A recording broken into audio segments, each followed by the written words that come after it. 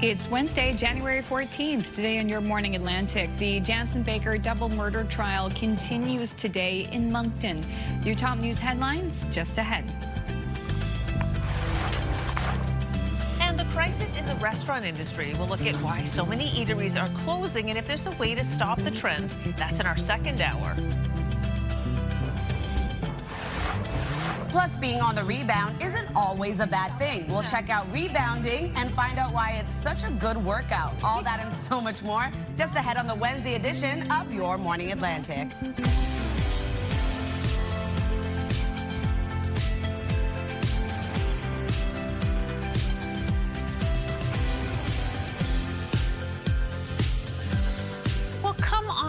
Almost 6:01 on this Wednesday, January 14th. Gosh, we're almost halfway through the month. Just bouncing on through. Bouncing on through. We are halfway through the week. I know. Here we are at Wednesday. We made it here. We saw some images there. I went and checked out a rebounding class with Cheryl. Gosh. Oh my gosh, I have done it in the past. Really? I used to do classes with Cheryl before the pandemic, and I realized that she's offering the classes again.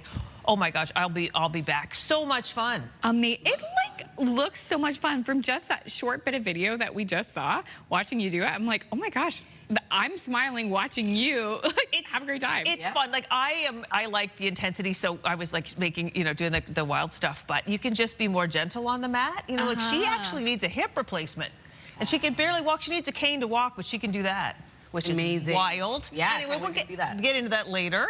Weather, what's the story today, Latavia? Quite mild today, a little bit later on, especially for the maritime region. Temperatures really warming up today. It's going to feel quite nice. But we do have some active weather tracking across the region yet again over the next couple of days as we inch towards the end of the work week. Okay. Starting off a little chilly. Just keep that in mind when you are heading out. Here's a look at St. John's. As of right now, you can see it's quite dark. Mainly cloudy skies expected throughout your day today, so quite mild weather in terms of the forecast. 0 starting off your day as well. As of right now, 3 degrees heading outdoors in Fredericton with 1 in Charlottetown. 3 degrees also in Halifax, 0 in Sydney. A little bit cooler over in Labrador City with -12 degrees and -3 over in Corner Brook. We do have a rainfall warning currently in effect. This is for Thursday morning until Friday evening for the south coast of Newfoundland. Here's a look at that wind chill, not really a factor for this morning. And over to Newfoundland and Labrador, a bit colder with the wind chill, but still going to warm up for you as well. Taking a look at our satellite and radar, we do have a chance of showers and or flurries tracking across parts of Atlantic Canada today. We'll clear out for the most part for the maritime region, leaving either mainly cloudy skies or a mix of sun and cloud. In terms of the wind, we'll be picking up a little bit into the afternoon as well, starting off a bit breezy. 30 kilometers per hour in Charlottetown, 26 in St. John, New Brunswick, 24 in Yarmouth, 22 in Edmundston. Wind gusts of up to 37 kilometers per hour in Edmundston as well as St. John, New Brunswick and Yarmouth, 43 in Grand Manan, 31 in Grand Etang. We'll take a look at your long-range forecast just ahead, but first a look at your local news with Amanda. Thank you so much, Latavia. A police shooting has left 1 man dead in Nova Scotia. Officers reportedly shot the man Tuesday morning after his vehicle went off the road at the intersection of Nova Scotia Highways 236 and 202. It started around 8:30 with a report of a man with a gun on Church Street in Sabaganagati. RCMP say the man threatened people inside a home before he left the area in a sedan. Officers spotted the vehicle on Indian Road where it hit the ditch. The man was pronounced dead at the scene. Police are not commenting on the details, referring inquiries to the Serious Incident Response Team, which is now leading the investigation. In New Brunswick, the Jansen Baker double murder trial continues today in Moncton. The 29-year-old has pleaded not guilty to 2 counts of first-degree murder in the deaths of Bernard and Rosemarie Saunier. The couple was shot and killed in their Dieppe home in the early morning hours of September 7th, 2019. Yesterday, the defense cross-examined one of the Crown's key witnesses, a former acquaintance of Baker's, about the timeline for when Baker started to tell him about the homicides. The witness replied a few weeks after they took place. At one point, the defense called the witness a professional criminal and repeatedly questioned his motive for testifying. The witness's identity cannot be revealed due to a publication ban. Nova Scotia's budgetary watchdog is expressing concerns about government spending that hasn't been approved by the legislature. Kim Adair says the government is turning in surpluses but growing the debt at the same time. Considered last year, she says the surplus was a comfortable $265 million, but that and more was spent on a number of projects and programs, so the debt increased for the 5th year in a row. She says the extra money, or some of it, should probably go to paying down the province's growing net debt because it's weakening the province's overall financial situation. Net debt is now at $20.8 billion, which is growing very, very quickly. And the borrowed debt, unmatured debt, is also just under $20 billion. And the interest cost on that debt is growing at a very fast pace. I think it's like $750 million a year, and that money is not available for spending on government programs and services. Adair says those interest costs can quickly spiral out of control. The Houston government does have a super majority in the House, so getting legislative approval for spending wouldn't be much more than a formality. A coroner's inquest in St. John has made a list of recommendations to improve worker safety after the death of a Saskatchewan man in July of 2024. 46-year-old Matthew Braun from Regina was crushed to death while unloading heavy equipment at the site of a wind turbine project in the Springdale area, not far from Sussex. The company was charged under the Occupational Health and Safety Act and fined $25,000 along with the $5,000 victim surcharge. The inquest heard from 6 witnesses. Among other things, the jury recommended the company establish a clear and active on-site supervisor overseeing work and ensure morning safety meetings. In Cape Breton, Sydney could become home to a new Coast Guard repair facility. The city is being considered as the site for a maintenance facility for the Coast Guard's new fleet of icebreakers. The Deepwater port has been cited as the best spot close to Canada's Arctic to maintain the future polar ships. Cape Breton is also home to the Canadian Coast Guard Academy. Icebreakers are expected to be added to the fleet in the 2030s. To the skies now. Finally, spectacular new images of the Northern Lights are showing the natural phenomenon from an angle rarely seen before. Isn't this stunning? The breathtaking visuals capture the aurora borealis as it hugs the edge of the Earth with colorful lights. The dazzling display was captured by a member of Japan's National Space Agency from on board NASA's International Space Station. The aurora borealis is a natural phenomenon caused when energy particles from the sun collide with Earth's atmosphere and create shimmering curtain of light. So stunning. Wow. A shimmering curtain of light. A shimmering curtain of light. Wow. So cool. Yeah, that was my nickname back in high school. Oh my gosh. Yes. That's what your name means. That's what it means. It's shimmering curtain of light. Shimmering curtain of light. Oh my gosh. Sorry, Well, I had to have some fun. Oh no, for sure. Let's keep the space talk going, right. okay? NASA's Artemis 2 mission could launch in less than a month. Wow. Possible launch dates start February 6th, running until the end of April. Each date has a launch window, and that'll only last for a couple of hours. So this is the first crewed mission of the Artemis program and NASA's first trip back to the moon since 1972. Wow. The crew will include Canada's Jeremy Hansen, who's poised to become the first non-American to go beyond Earth's lower orbit. NASA is warning delays are possible. Artemis 1 was delayed 3 times before launch. So they're going to miss the Olympics. Yeah. They will. Well, they'll probably be able to watch it in space somehow, I'm sure. Oh, the best view. Yeah, they'll have the exactly. Oh my gosh, yeah. So lots of space Incredible. this morning. Lots of space That's talk. true. Also, too, we're talking about mild temperatures today. Latavia will have a look at the forecast, and I'll also have the latest look at your national news headlines as well.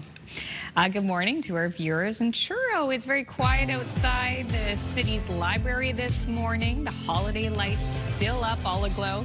The forecast is next.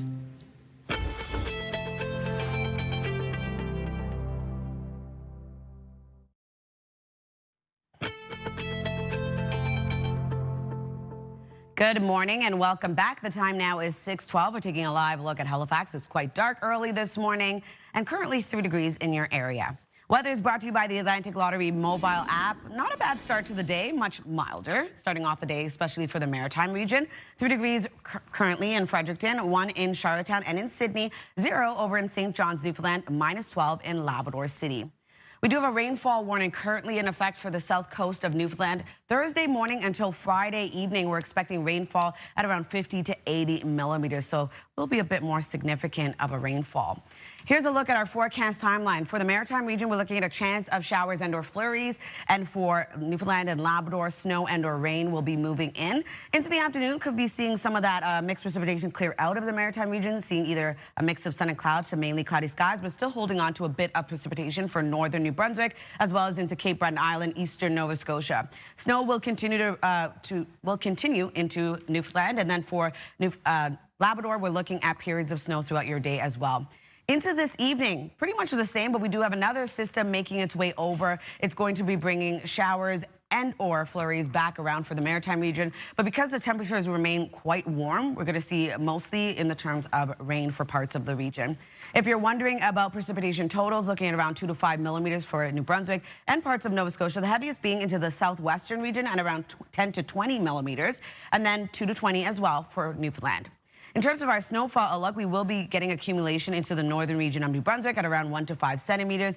And then for Newfoundland, we're looking at 1 to 5 centimeters as well, 5 to 10 across Labrador. For our forecast today for New Brunswick, showers and or flurries start off the day clear a little bit, leaving a mix of sun and cloud, then seeing rain and or snow arrive into the evening. Daytime highs will range from 4 to 8 degrees and wind gusts of 50 kilometers per hour. Prince Edward Island looking at highs between 4 to 7 degrees, looking at a chance of showers and or flurries, also going to clear out, and then leaving mainly cloudy skies, but then showers return back into the evening. For Cape Breton, eastern Nova Scotia, highs will range from 6 to 9 degrees today, looking at some scattered showers expected throughout your day. For the rest of Nova Scotia, mainly cloudy skies. Rain arrives into the evening with highs between 8 to 9 degrees. For Labrador City, a high of -5 today, looking at periods of snow throughout your day. 3 degrees for St. John's, Newfoundland, mainly cloudy skies, and then seeing showers into the afternoon, carrying into the evening as well. For our forecast on Thursday, another warm day ahead, especially for the Maritime region. We do have snow and or rain that will move in for parts of the Maritimes. Periods of snow continue for Labrador, and for Newfoundland, looking at majority of rainfall and will be quite heavy over there. And then into Thursday night, starting to see a bit of that clear out. We have another system taking over on Friday. Snow and or rain continues. That's a look at your weather forecast. We'll throw things over to Amanda. Thank you so much, Latavia. Now to your international news headlines. Prime Minister Mark Carney is set to begin meetings in China today, with trade talks high on the agenda. Meanwhile, U.S. President Donald Trump spoke out about trade with North American partners, saying America doesn't need the Canada-U.S.-Mexico free trade agreement. I don't even think about USMCA. I mean, you know, I want to see Canada and Mexico do well, but the problem is we don't need their product. You don't think you're going to renegotiate USMCA? Well, I can. It expires very shortly, and we could have it or not. It wouldn't matter to me. I think they want it. I don't really care about it. Trump's comments come as Canada looks to renegotiate the deal later this year. The president also spoke about the U.S. auto sector and how any cars being built should be made in the U.S., adding the U.S. doesn't need Canadian products. Canadians have kicked off the new year with plans to make big spending cuts. A survey found 2/3 are expected to slash their budgets, with some targeting savings on food. CTV's Jean-Vieve Beauchemin has more on who is making sacrifices and how. This Italian grocery store and sandwich counter is whimsically called Tony Bologna. So we make small batch every day. On the menu at this father and son shop, a focus on best quality for the lowest price. Just like I have families to feed, they have families to feed. So the goal was to make sure that people can feed their family at a low price, but without giving up quality. The pasta, we have it at $1.75 a bag. We make homemade tomato sauces, meat sauce, and rosé, and all the classics. So you could feed a family of 4 for $7 for a plate of pasta. That hits the spot. A TD survey found 2/3 of Canadians say they plan to slash their monthly budgets by up to $1,000 a month. 55% say they'll cut on eating out, 44% on attending concerts, sporting events, movies. Many plan other belt-tightening measures like cutting down on subscriptions and fewer retail purchases. But it seems younger Canadians appear set to make more sacrifices. A whopping 86% of Gen Z say they're preparing to slash their budget. Compare that to 43% of boomers. They're leaning in more into their loyalty programs, into budgeting, and also into no spending challenges, which are becoming very popular with this younger generation. McDonald's is vying to tap into the budget squeeze. The fast food chain is freezing the price of some menu items for a year. For instance, $5 for the Meg Value Trio. This, as a recent study found more than 4,000 restaurants could close this year. At Tony Baloney's, father and son say people still gotta eat, and they want to feed neighborhood families well. So that's why we even have all the ingredients here at the low price that you could go home and do it yourself if you want to. And we'll have to see just how long Canadians will be forced to stick to that resolution to cut back. And that is CTV's Jean-Pierre Beauchemin reporting in Montreal. And we will be speaking with the Atlantic Canadian rep for Restaurants Canada at 7:15. Statistics Canada is planning to cut hundreds of jobs over the next 2 years. It is part of the Prime Minister's plan to cut 16,000 positions overall by 2029. CTV's Austin Lee has more. It's going to affect a lot of people with a lot of families, and I'm worried. A somber mood at Statistics Canada headquarters Tuesday afternoon, one day after workers learned 850 jobs will be cut over the next 2 years. We got a message from the chief statistician yesterday, kind of breaking down who's going to be affected in a vague way, but we're just waiting for emails and notifications. Of those 850 job cuts coming, StatsCan says 100 cuts are coming immediately. I feel it's a dark day for the public service. I think it's also a dark day for Canadians and the data that they rely on from Statistics Canada. The government agency grew by nearly 2,000 employees between 2019 and 2025, due in part to hundreds of employees from another agency merging with StatsCan in 2023. The fear now is that service will decline. When they have less people to be able to examine that data, to secure that data, it frightens me that, how reliable is that data going to be? For its part, StatsCan says it's focused on continuing to deliver data that Canadians rely on. The chief statistician was very clear in his remarks yesterday that our core mission-critical programs, for example, our key economic indicators, will remain as they are.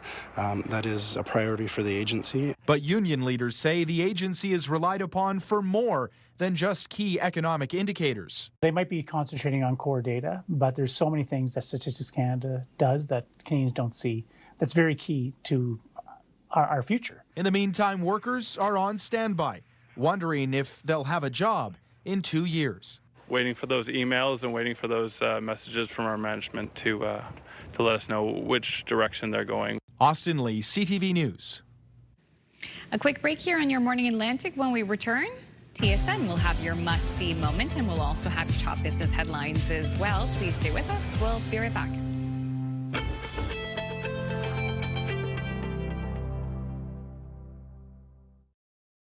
Move Mornings with Aaron and Peter. Weekday mornings on Move 100. The most fun in the morning. And home of the $1,000 minute. Only on Move 100 Halifax.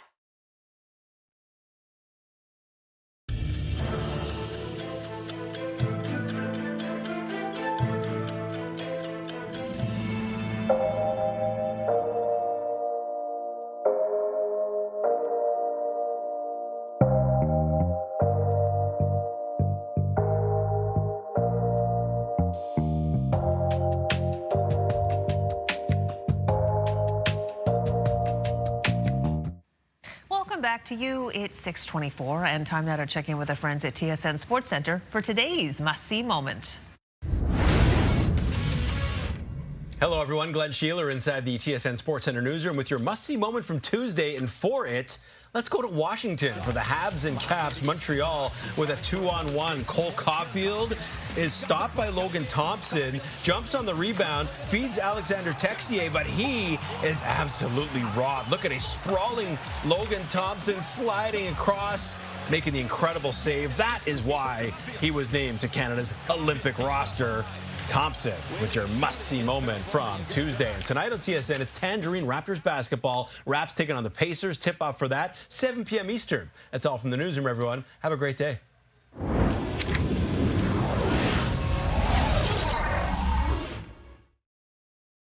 This TSN must-see moment brought to you by J.R. Rahe's Furniture and Appliances. Now we'll take a look at your business headlines from our colleagues at BNN.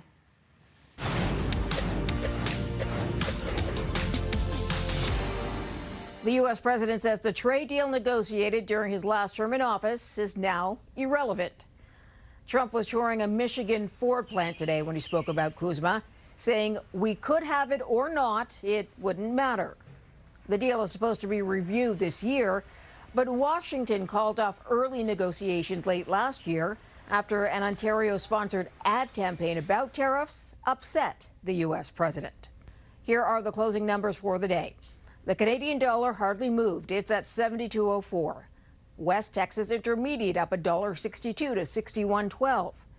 Western Canadian Select up 87 cents to 44.97.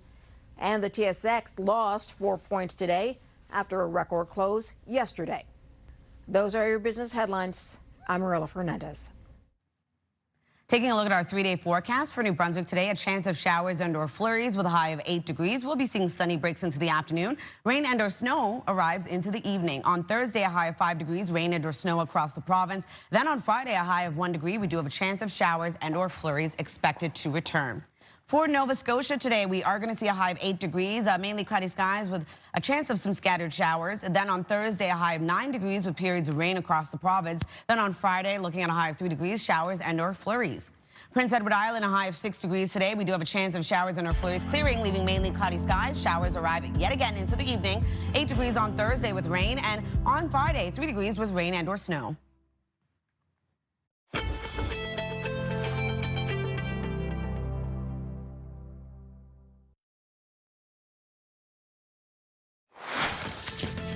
Coming up in this half hour, the Move Morning Chat. Today we want to know if there's something that's been a game changer for you, a product you can't believe you ever lived without. The conversation just ahead on Your Morning Atlantic.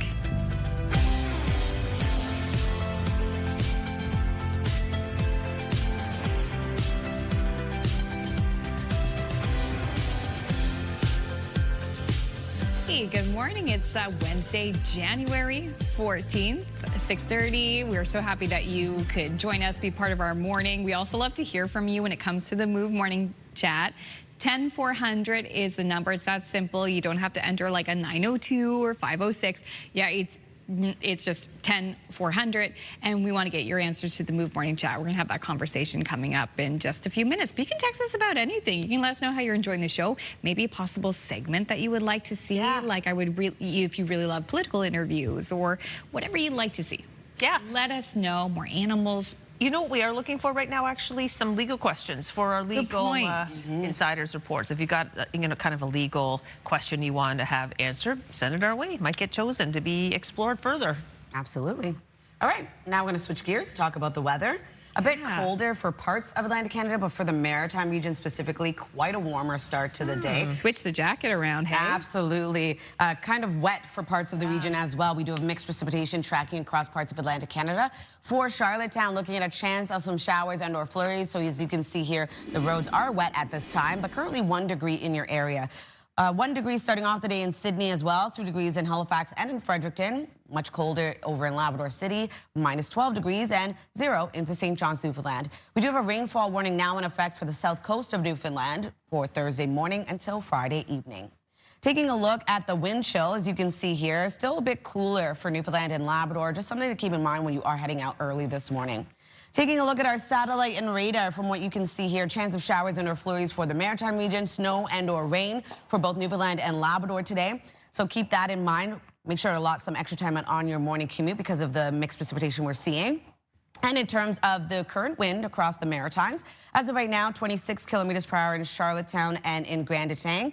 We're looking at 24 over in St. John, New Brunswick, 20 in Canso. Wind gusts of up to 41 kilometers per hour in St. John and Yarmouth, 37 in Grand Manan, as well as into Edmonton. We'll take a look at your long-range forecast just ahead, but first a look at your local news with Amanda. Thank you, Latavia. Nova Scotia's Police Oversight Agency is investigating after RCMP shot at and killed a man near Sabaganagati First Nation Tuesday morning. Yesterday, RCMP issued an alert for residents of Hants and Colchester counties, warning of a man with a firearm driving in the area. RCMP say they worked to stop the vehicle and then fired multiple shots. The police watchdog says the man was pronounced dead at the scene, and they are now investigating. In New Brunswick, the Jansen Baker double murder trial continues today.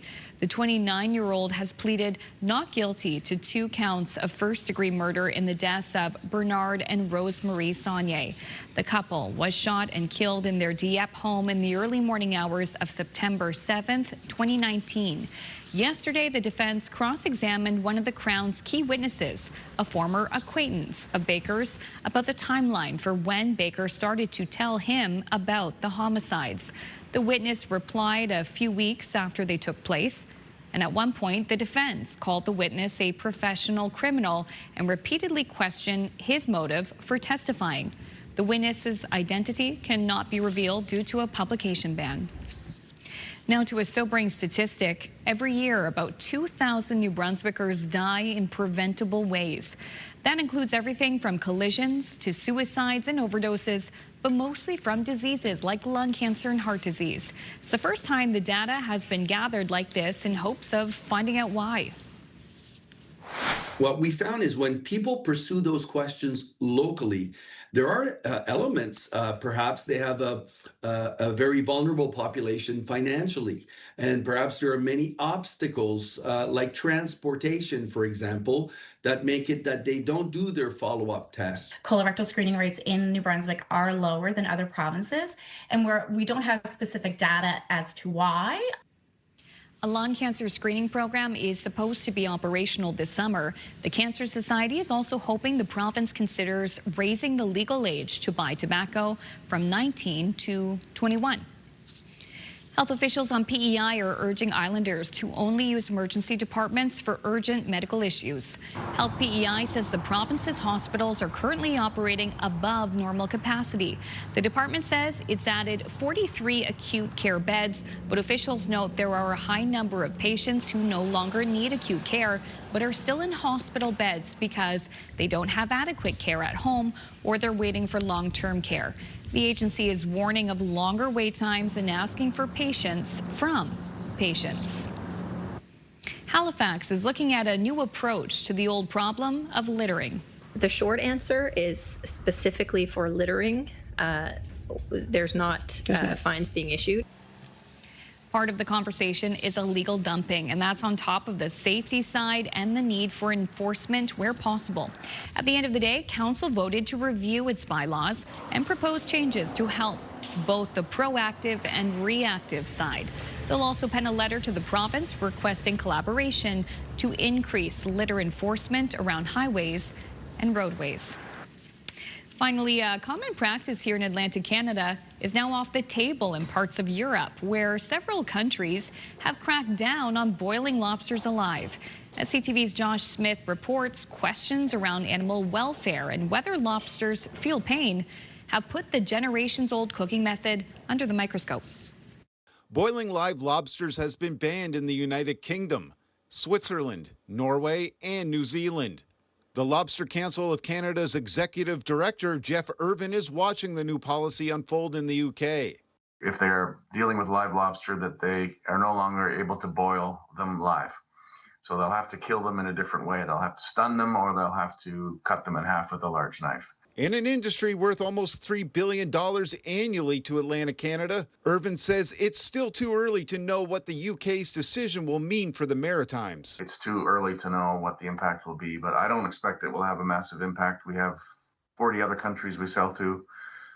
We produce frozen products that they can buy and not be subject to this issue. Dalhousie University professor Shelley Adamo says animal welfare is important, but adds that the science is unclear on this topic. I really don't think lobsters have the capacity for feeling pain, certainly not the way we do. While Europe's recent moves have forced a closer look on how lobsters are treated, the Lobster Council of Canada says there is nothing new on the table. So that means it's business as usual for lobster lovers. Josh Smith, CTV News, Shediac, New Brunswick. Thank you for that report, Josh. Lots of people were talking about that yesterday. Yeah, there's more on our web story as well. Yep. Okay, Hawaii's most active volcano erupting again. A tall pillar of lava was caught on video at Hawaii's Kilauea volcano. It's the 40th eruption since the volcano has been intermittently erupting since December of 2024 in Hawaii's Volcano National Park. As you can see, the lava is stunning to witness. It's currently not posing any danger to the surrounding area other than occasionally some potential air quality concerns with the ash, but there you go. Wow. Wow, stunning to see from a distance. I think I need to go to Hawaii and check it out for myself. Oh, Hawaii is magical. Gosh, add it to the list. Still ahead, we're going to have your entertainment headlines on this Wednesday morning. But coming up next, it is the Move Morning Chat. This is fun. Today, we want to know what's something that's been a game changer for your life. Maybe change the way you cook pizza or take care of old threads. That conversation's next.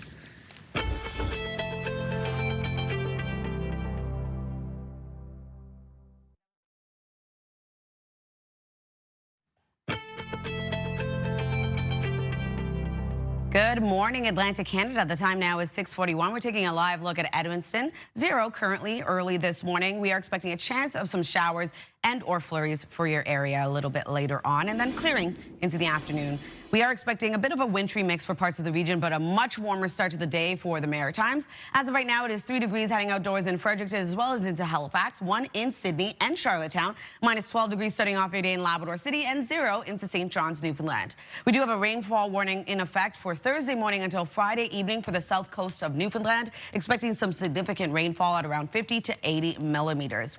Over to our forecast timeline. So the current system we're dealing with, a chance of showers and or flurries for parts of all 3 maritime provinces. For Labrador, looking at periods of snow throughout your day and snow and or rain for parts of Newfoundland today. Into the afternoon, much of the same. We'll start to see this system break down for the maritime region, but for the most part, still dealing with active weather across the region.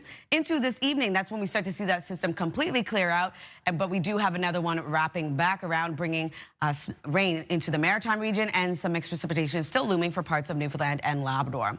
If you're wondering about precipitation totals, starting off quite light from now until early Thursday morning, seeing around 2 to 5 millimeters across parts of New Brunswick into parts of Nova Scotia, and then the heaviest being to the southwestern region at around 10 to 20 millimeters. And then for Newfoundland, also going to see around 2 to 20 as well. For Labrador, we are going to see the heavier totals. We'll take a look at that in a second. But for northern New Brunswick, we will be seeing around 1 to 5 centimeters of accumulation, 5 to 10 for Labrador. So still on the lighter side, but the heaviest in Atlantic Canada, and 1 to 5 for St. Anthony. Over to our forecast today for New Brunswick. A chance of showers and or flurries clearing, leaving a bit of sunshine into the afternoon, and then rain and or snow moves in this evening. Daytime highs between 4 to 8 degrees and wind gusts of 50 kilometers per hour. For Prince Edward Island, highs between 4 to 7 degrees. Also starting off the day with a chance of showers and or flurries clearing, leaving mainly cloudy skies, but seeing showers return into the evening. For Cape Breton, eastern Nova Scotia, scattered showers expected throughout your day today, with highs ranging from 6 to 9 degrees. And then for the rest of Nova Scotia, mainly cloudy skies today, rain into the evening with highs between 8 to 9. Labrador City seeing periods of snow throughout your day with a high of minus 5 degrees. 3 degrees for St. John's, Newfoundland, looking at mainly cloudy skies and showers into the evening. For Thursday's forecast, going to be another warmer day ahead. We do have a bit of mixed precipitation for the northern region of New Brunswick. Other than that, we are going to see periods of rain for the majority of the Maritimes. Looking at periods of snow still remaining in Labrador, and for Newfoundland, periods of rain expected as well. Friday's forecast, we are going to see mixed precipitation return as well. Temperatures slowly starting to cool back down. That's a look at your weather forecast. We'll throw things over to the Move Morning Chat.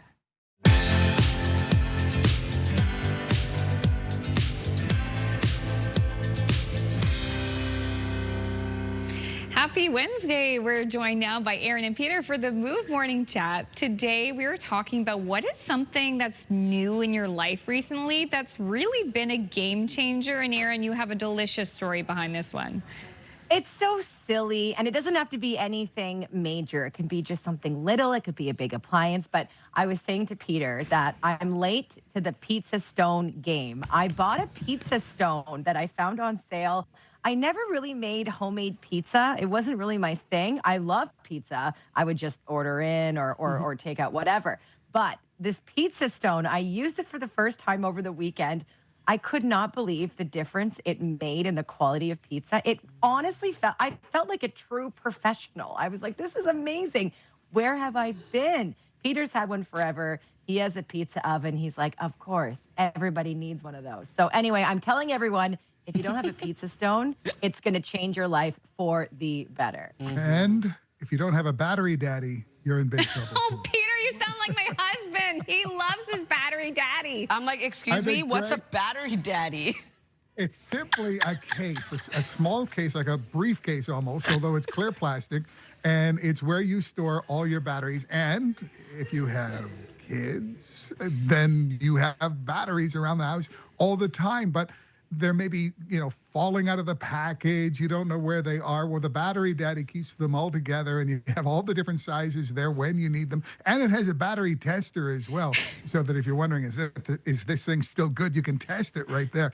You will have your life changed by a battery daddy. I'm dead. Oh my gosh. No, Peter, we've had one for like 4 years now, and every time my husband can gift a battery daddy to someone, he gives him a battery daddy, and then they have a whole conversation about the battery daddy. And as much as I laugh at it, I have to admit, when we need to get a battery, he goes, go to daddy. So that's amazing that you said that. It does come in handy. For me, it's much smaller. It's a thread zapper. I recently got one in December. I use it to restore old purses, any like extra loose threads that you have on your clothing. It has truly been a game changer, and it is so satisfying just to like burn those loose edges in a safe manner.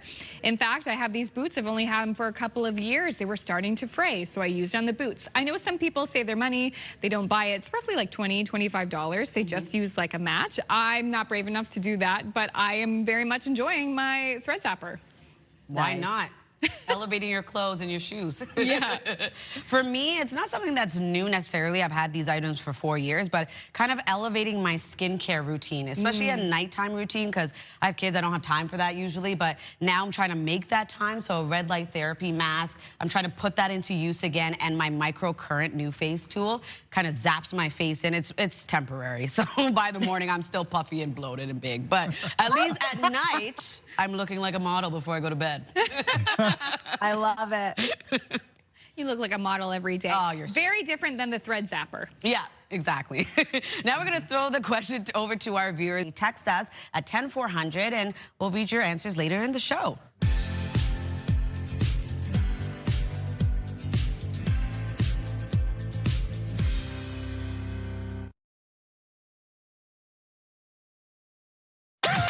The #1 morning show in Halifax. Turk, Megan, and Amateur Alex. And home to the biggest artists. Halifax's #1 hit music station. 101.3 Virgin Radio.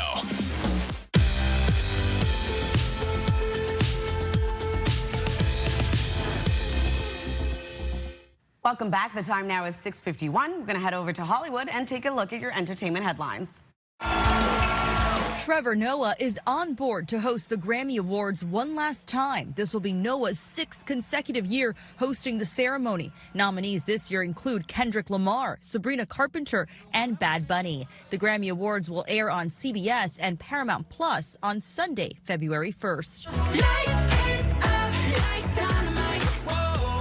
BTS is going back on tour. The K-pop boy band will launch their 79-show world tour in South Korea on April 9th. BTS's new album is set to release on March 20th. It comes after a nearly 4-year hiatus, during which the group's members completed their mandatory military service. Adrian Brody and Tessa Thompson are headed to Broadway. Both stars will be making their debuts on The Great White Way in The Fear of 13 this spring. And happy birthday to actor Jason Bateman. The Arrested Development and Ozark star turns 57 years old today. And that's what's happening in Hollywood. Melissa Adon, ABC News. I love Jason Bateman. I know. You should watch Arrested Development if you haven't seen it. Oh, I've seen it. Oh, then you know. Hilarious. Yeah. Just hilarious. Quite a ride. Okay, before we get to our next piece, I just wanted to weigh in on the item that changed your life. Yes. Okay, we went away for my birthday to a little cabin, and they had these candles. They look like real candles, but they were up on high shelves, and you turn them on and off with a remote control. Oh. They look very real. They flicker. They look so. Anyway, long story short, I went out and got some for myself. Changed my life. When I get home, I'm just like click, click, and then my whole house is like filled up with gorgeous candlelight. That sounds incredible. It just sets the tone for your afternoon and evening. And it's not like the flat, big candles. It's like the tall, skinny taper candles. Ooh. No, it's so romantic. I got to get some of those. No, it's a lot of fun. Anyway, that's mine. All right, we're going to talk about a new survey finds many of us feeling pessimistic about what 2026 has in store when it comes to finances. Yeah, CTV's Pat Foran has more on the money concerns of Canadians. If you're feeling stressed about your finances, you're not alone. Many people are concerned about the rising cost of living heading into the new year. The salary is not sufficient to cover the basic necessity now. I'm barely paycheck to paycheck for years. Not a good place to be, but I think it's pretty common. According to the MNP Canadian Consumer Debt Survey, 71% expect the cost of living to worsen, 59% believe the overall economy will worsen, and 51% believe Canada's relationship with the U.S. will also get worse. There's a lot of negativity and pessimism out there. Whether it's paying your rent or mortgage, shopping for a new car, or buying groceries, the year ahead brings with it mounting financial challenges. For many, it's not one part of the economy, it's all of it. Whether it's interest and inflation, housing, job market, overall economy, the cost of goods. The Credit Counseling Society says one area of growing concern is consumers using credit cards to buy groceries and pay their monthly bills. We're seeing more and more people that are using their credit to cover off those little necessities in life. And the problem is that's a bad cycle to be in. At some point, you run out of credit and you don't have cash. What do you do? The survey also found 59% believe housing affordability will deteriorate, and 62% are concerned about rising poverty and inequality. Younger Canadians are feeling the most financial pressure. Many of them have just left school. They have this large student loan debt. They've accumulated credit card debt. They're looking at the cost of housing as they start their financial journey into adulthood, and they do feel stuck. Anyone having trouble paying their bills and getting further into debt is advised to get help. Credit counseling with a debt professional is free, confidential, and can let you know your options before your situation gets worse. Pat Foran, CTV News. Thank you, Pat. Happening now in local news in New Brunswick, the Jansen Baker double murder trial continues today in Moncton. Yesterday, the defense cross-examined one of the Crown's key witnesses, a former acquaintance of Baker's. Plus, a police shooting has left one man dead in Nova Scotia. Officers reportedly shot the man Tuesday morning after his vehicle went off the road at the intersection of Nova Scotia Highway 236 and 202. Plus, Sydney could become home to a new Coast Guard repair facility. We'll tell you why it's an ideal location.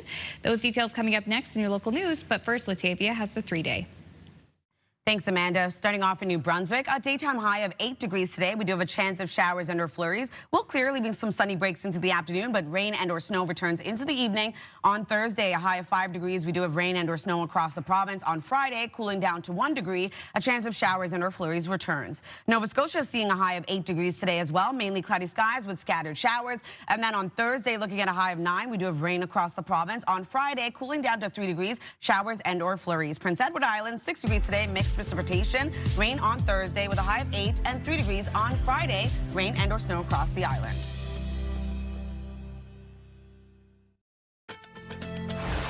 Wednesday, January 14th. Today on Your Morning Atlantic, the Jansen Baker double murder trial continues today in Moncton. We have your top news headlines just ahead.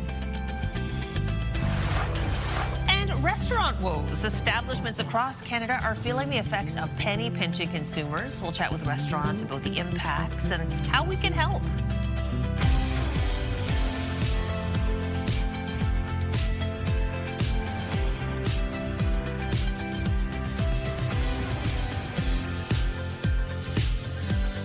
Good morning, Atlantic Canada. Thank you so much for joining us. The time now is 7 o'clock. It's Wednesday, January 14th. And we've been dealing with some crazy activity in terms of the weather because of the warmer temperatures moving in for this time of year. It's quite surprising. And then we've had some active weather here and there. Yeah. On and off. For sure. It was, Beth, you can think way back to the weekend. On the Saturday in the Halifax area, it was very sunny, and it was about the temperatures we're expecting today. It did feel like spring. Right? Compared to the weather we've had. Yeah, it gets quite exciting when we start to see those temperatures really warm up above seasonal. But that's going to end eventually, so enjoy it now. Like for today, for example, we are going to see some sunny breaks or mainly cloudy skies into the afternoon, so get out, enjoy that fresh air. Because towards the end of this work week, we're going to start to see those temperatures decline. Not really getting quite cold, though, until like middle of January towards the end. So enjoy the warmer weather while it lasts. Yeah, we're getting a little bit of that break. The heat wave, if you will. Exactly. Always have to have a different jacket handy. I know. Yeah. Like even yesterday, it said it was going to rain today. I wore a raincoat. Nope, not in the forecast today. Even I can't get prepared some days. What can you do?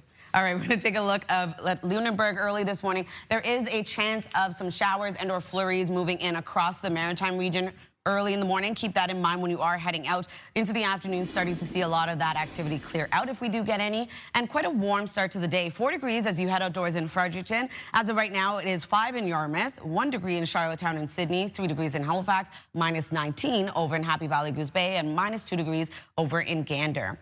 Taking a look at the wind chill for Newfoundland and Labrador, going to feel a lot colder this morning. Just something to keep in mind, layers are key.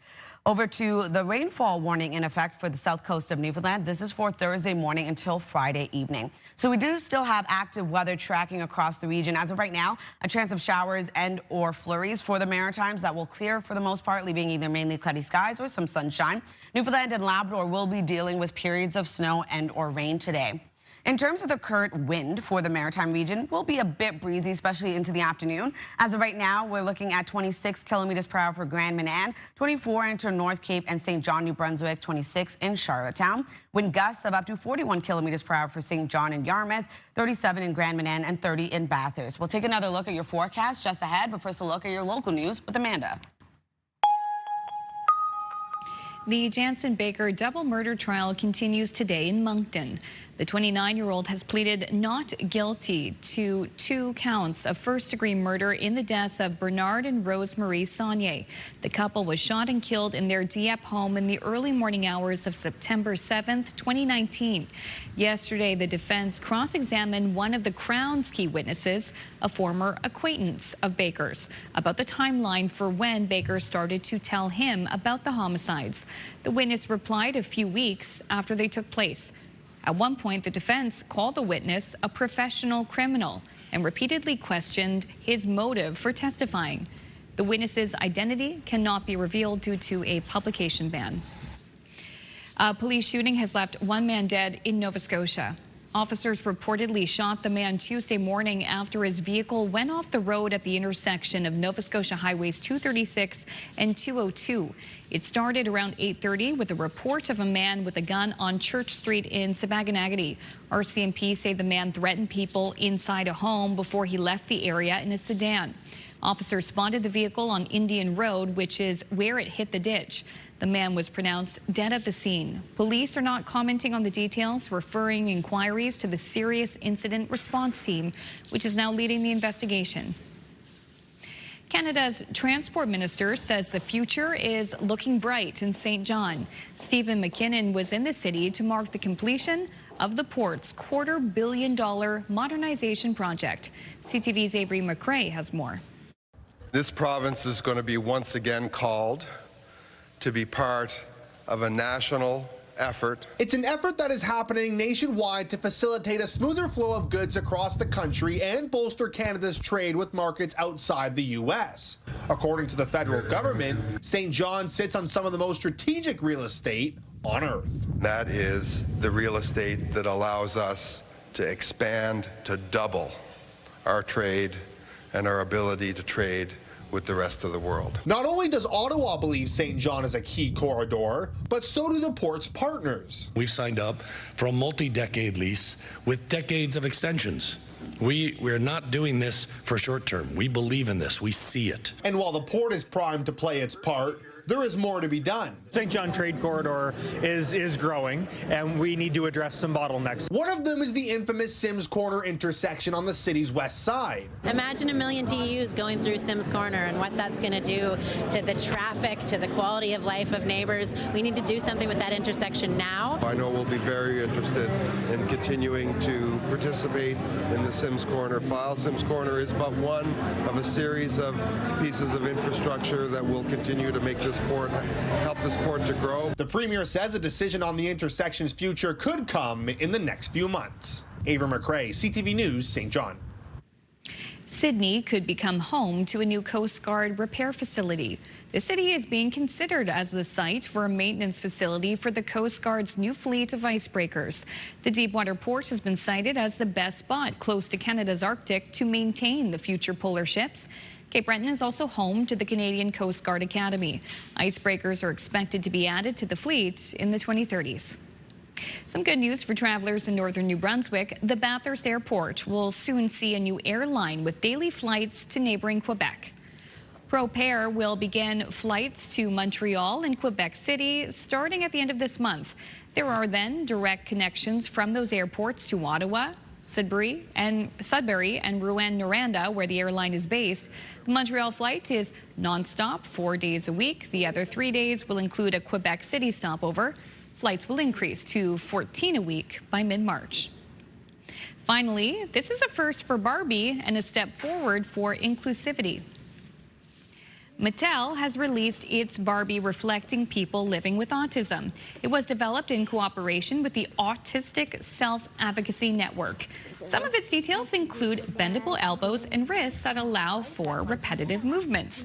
There are also accessories such as a fidget spinner, noise-canceling headphones, and also a tablet for communication. Way to go, Barbie. Way to go, Barbie. Really nice. It is. All right, I want to get into this. Neptune Theatre has announced its 2026-2027 season last night in Halifax. It's going to be a great year. The season opens with the Tony and Pulitzer Prize-winning musical Rent on Neptune's main stage. Then the season continues with a lineup of musicals, comedies, and classics built around the theme, No Day But Today. So the season closes with the one and only Les Miserables, which is, of course, the long-running global musical phenomenon. For the holidays, Neptune says Dickens' A Christmas Carol will be back, along with Dr. Seuss's How the Grinch Stole Christmas, the musical, making a debut at Neptune. Look at the clock tower in the Grinch's ornament. I like that. Amazing. And Neptune's offering a mix of comedy and drama, new takes on well-known titles, Dracula, Comedy of Terrors, A Christmas Carol's coming back, Little Women, a Canadian premiere, and it's a new adaptation. So all kinds of things happening. Tickets go on sale today at 9 a.m. and the Rent tickets go on sale in March. Wow, what a great lineup. Yeah. So you can get the whole season today, but the individual tickets for Rent go on sale in March. Oh my gosh, like Jeremy Webb can do no wrong. Yeah. Like the Neptune lineups, just incredible. Yeah. Oh, yeah. I know. It's going to be a great year ahead. Looking forward to that. I know. My first time going to Neptune was last year, 2025, and I couldn't stop going after that. I'm excited for this season. The quality of the shows, every single show. Yeah. And to see these stellar Broadway performances, like that Broadway quality here in our region. Totally. So true. All right, still ahead, we're going to have a look at your national news headlines. And also, too, today is probably not the best day to go to a ski hill because you're really going to be taking off the layers. Get there early, like this fella. Unless you get there early, maybe to make some snow because it's so mild out there today. The forecast is up next.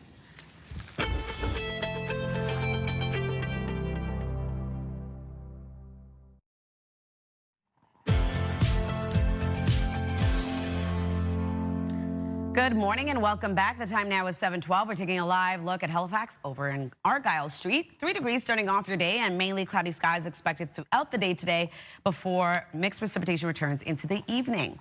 So weather is brought to you by the Atlantic Lottery mobile app. We are seeing pretty mild temperatures early this morning, at least for the Maritime region. 4 degrees starting off your day in Fredericton, 5 over in Yarmouth, 1 degree in Charlottetown and in Sydney. Much colder over in Happy Valley Goose Bay at minus 20 degrees starting off your day and 0 into St. John's, Newfoundland.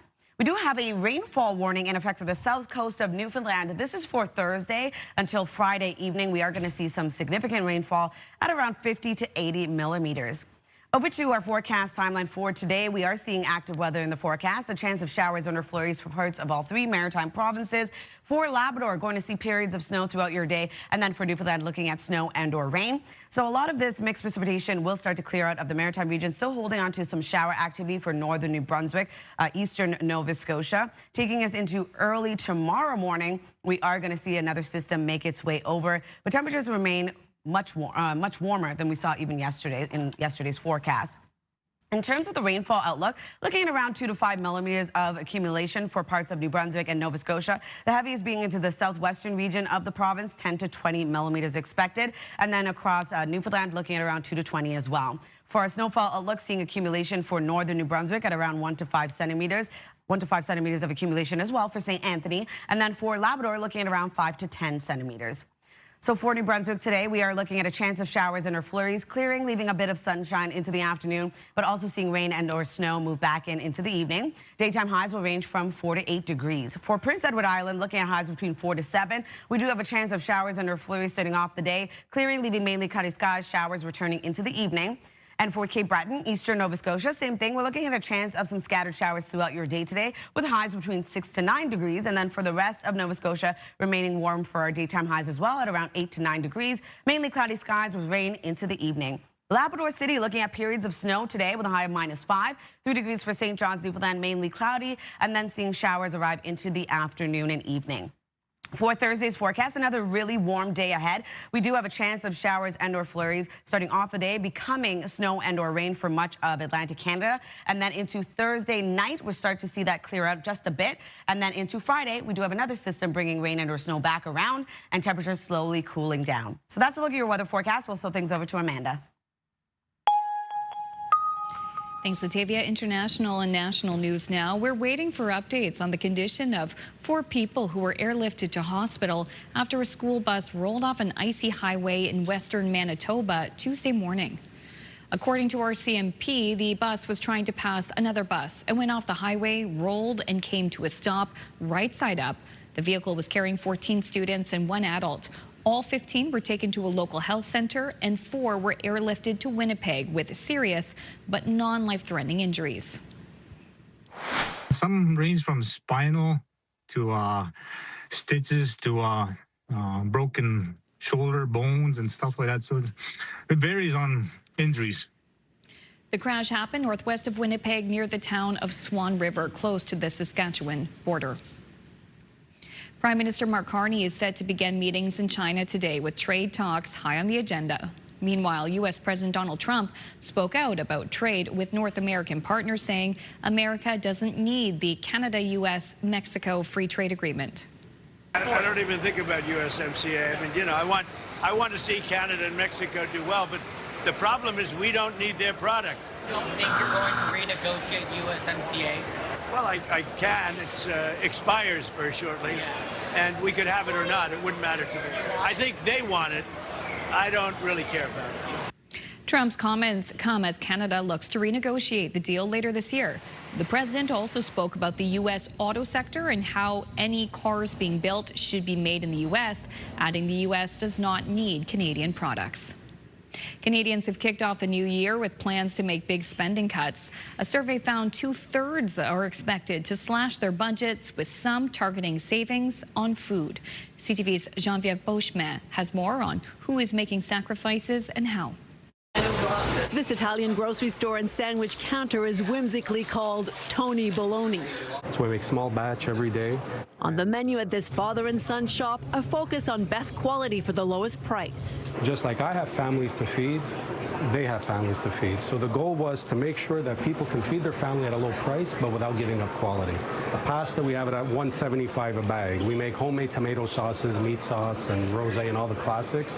So you could feed a family of 4 for $7 for a plate of pasta. That hits the spot. A TD survey found 2/3 of Canadians say they plan to slash their monthly budgets by up to $1,000 a month. 55% say they'll cut on eating out, 44% on attending concerts, sporting events, movies. Many plan other belt-tightening measures like cutting down on subscriptions and fewer retail purchases. But it seems younger Canadians appear set to make more sacrifices. A whopping 86% of Gen Z say they're preparing to slash their budget. Compare that to 43% of boomers. They're leaning in more into their loyalty programs, into budgeting, and also into no spending challenges, which are becoming very popular with this younger generation. McDonald's is vying to tap into the budget squeeze. The fast food chain is freezing the price of some menu items for a year. For instance, $5 for the Meg Value Trio. This, as a recent study found, more than 4,000 restaurants could close this year. At Tony Baloney's, father and son say people still gotta eat, and they want to feed neighborhood families well. So that's why we even have all the ingredients here at the low price that you could go home and do it yourself if you want to. And we'll have to see just how long Canadians will be forced to stick to that resolution to cut back. CTV's Jean-Pierre Beauchemin reporting in Montreal. And coming up next, Crystal will have a conversation with Restaurants Canada about the struggle for the food service industry right now. That conversation is coming up next. Please stay with us.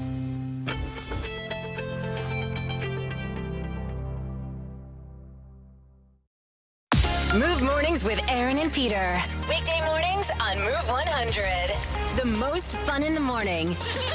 And home of the $1,000 minute. Only on Move 100 Halifax. It's almost 7:23.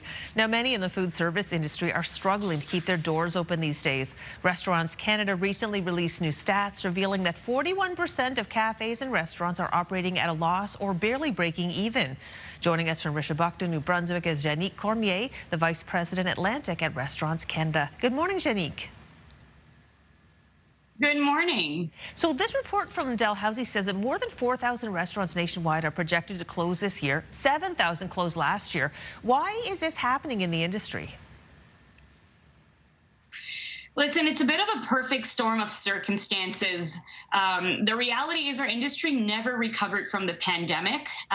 Restaurants are struggling more today than they did pre-pandemic times. You mentioned it at the top. 41% of restaurants today aren't profitable. That number was 12% back in 2019.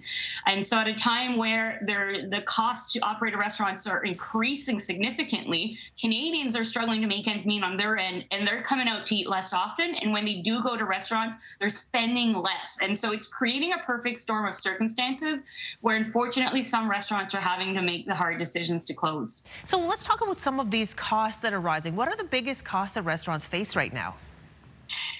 Food costs. I mean, we're all grocery shopping. We're all seeing the sticker shock at the grocery store. It's the same thing for restaurants, but so is labor costs. Insurance has gone up 14% almost. Utilities, rent, every cost has gone up double digits in the past 2 years. But the restaurants aren't able to pass on that increasing cost to consumers because they're more and more price aware and they're looking for the best deals. And so they're not as, they can't spend as much as they used to in restaurants, but they're not spending, they're not splurging like they used to when they do come in. They're skipping the glass of wine, they're skipping dessert, they're looking for the least expensive item on the menu, for example. And so it's creating a situation where restaurants just aren't able to keep up with the operating costs. Yeah, I know that in a lot of cases, restaurants make a lot of money, say, on cocktails and alcoholic beverages because there's a lot of markup on those, but a lot of people aren't drinking as much these days, so that would certainly impact the bottom line of restaurants. So you mentioned a few things, like how are restaurants adapting so that they can try to stay afloat in these challenging times? So a lot of restaurants are evaluating their menus, getting rid of expensive dishes that might be crowd favorites, that might be your best sellers, but it's simply not profitable to continue to provide those menu options. They're also swapping expensive ingredients for less expensive options, so swapping beef for chicken, for example, or maybe swapping olive oil for less expensive sunflower oil. And so they're making some decisions on the back of house that customers don't necessarily see, but they're trying their best to keep their food costs down. So we love our restaurants. What can we do as consumers to help them out? I mean, if you're able to support your local establishments as best you can, and that means maybe you're getting takeout once a week, maybe you're going out and celebrating special occasions, and it's really about supporting your local establishments if you can. It's kind of like when we were back in pandemic times and people said support locals, support your restaurants, go get the takeout.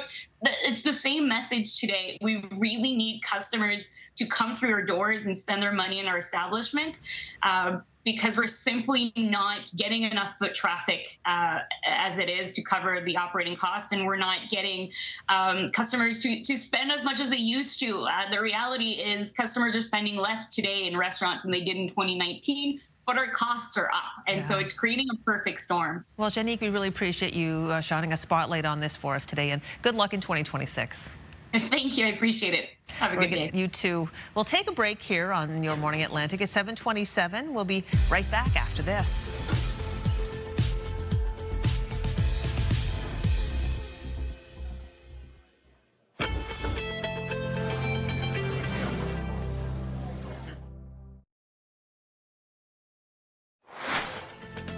Coming up this half hour, get ready to rebound. We'll check out rebounding, a workout that might be perfect for you. It looks like a lot of fun there. That's coming up in 15 minutes on Your Morning Atlantic. Hop to it.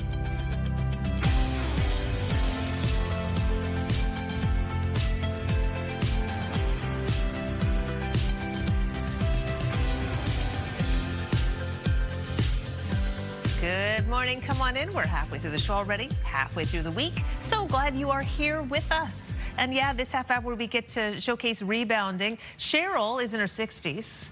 What? She is fit as a fiddle, and that's what she does. She does that rebounding. Like, did you see how defined her arms are? Yeah. Like, I'll have what she's having, please. Absolutely. And like, did you feel like a kid again? Oh, yeah. Little and the music trampoline. is great. And oh, yeah, no, it's lots of fun. You know, you might even, I guess it's kind of rainy, but I was going to see you could grab the skipping rope and go out and feel like a kid today. It's almost that warm out there today. Absolutely. The daytime highs for the Maritime region will be well above seasonal. We are going to see a pretty warm day ahead. And into the afternoon, you will be seeing a bit of sunshine or mainly cloudy skies. So perfect time to go out into the afternoon. Lighter jacket day. Exactly. And starting off early this morning, we do have a chance of some showers and or flurries for the Maritimes, but will clear out, like as I mentioned, into the afternoon. And not too bad starting off the day, quite warm, even warmer than yesterday morning. 4 degrees starting off your day in Fredericton, 1 in Charlottetown and in Sydney, 2 degrees early this morning in Halifax, and 0 into St. John's, Newfoundland. The wind chill still factoring in for both Newfoundland and Labrador early this morning, but temperatures will rise there as well. We do have a rainfall warning in effect for the south coast of Newfoundland. This is for Thursday morning until Friday evening when another system makes its way over. But we do have that chance of showers and or flurries for much of the Maritimes early this morning. And then for Labrador, looking at periods of snow. For Newfoundland, snow and or rain will be moving in. In terms of the wind, starting off a bit lighter, will continue to pick up into the afternoon. As of right now, 28 kilometers per hour for St. John, New Brunswick, 26 in Yarmouth and in Charlottetown, 24 in North Cape and Moncton, and 20 in Halifax. Wind gusts of up to 43 kilometers per hour in Canso, 39 into Grand Manan, with 37 into Moncton. We'll take another look at your long-range forecast just ahead, but first a look at your local news with Amanda. Nova Scotia's police oversight agency is investigating after RCMP shot at and killed a man near Sabaganagati First Nation Tuesday morning. Yesterday, RCMP issued an alert for residents of Hants and Colchester counties, warning of a man with a firearm driving in the area. RCMP say they worked to stop the vehicle and then fired multiple shots. The police watchdog says the man was pronounced dead at the scene and they are now investigating. In New Brunswick, the Jansen Baker double murder trial continues today in Moncton. The 29-year-old has pleaded not guilty to 2 counts of first-degree murder in the deaths of Bernard and Rosemarie Saunier. The couple was shot and killed in their Dieppe home in the early morning hours of September 7th, 2019. Yesterday, the defense cross-examined one of the Crown's key witnesses, a former acquaintance of Baker's, about the timeline for when Baker started to tell him about the homicides. The witness replied a few weeks after they took place. At one point, the defense called the witness a professional criminal and repeatedly questioned his motive for testifying. The witness's identity cannot be revealed due to a publication ban. A serious crash in the Moncton area yesterday afternoon is under investigation. Witnesses say emergency crews were called to the 1600 block of Shediac Road in Lakeville after a two-vehicle collision just before 3:30 p.m. As you can see, one vehicle was overturned, blocking a lane of traffic. Everyone involved managed to get out of the wreckage, but at least one person was taken to hospital. No other details are available at this time. Nova Scotia's budgetary watchdog is expressing concerns about government spending that hasn't been approved by the legislature. Kim Adair says the government is turning in surpluses but growing the debt at the same time. Consider last year. She says the surplus was a comfortable $265 million. But that and more was spent on a number of projects and programs, so the debt increased for the 5th year in a row. She says the extra money, or some of it, should probably go to paying down the province's growing net debt because it's weakening the province's overall financial situation. Net debt is now at $20.8 billion, which is growing very, very quickly, and the borrowed debt, unmatured debt, is also just under $20 billion, and the interest cost on that debt is growing at a very fast pace. I think it's like $750 million a year, and that money is not available for spending on government programs and services. Adair says those interest costs can quickly spiral out of control. The Houston government does have a supermajority in the House, so getting legislative approval for spending wouldn't be much more than a formality. A coroner's inquest in St. John has made a list of recommendations to improve worker safety after the death of a Saskatchewan man in July of 2024.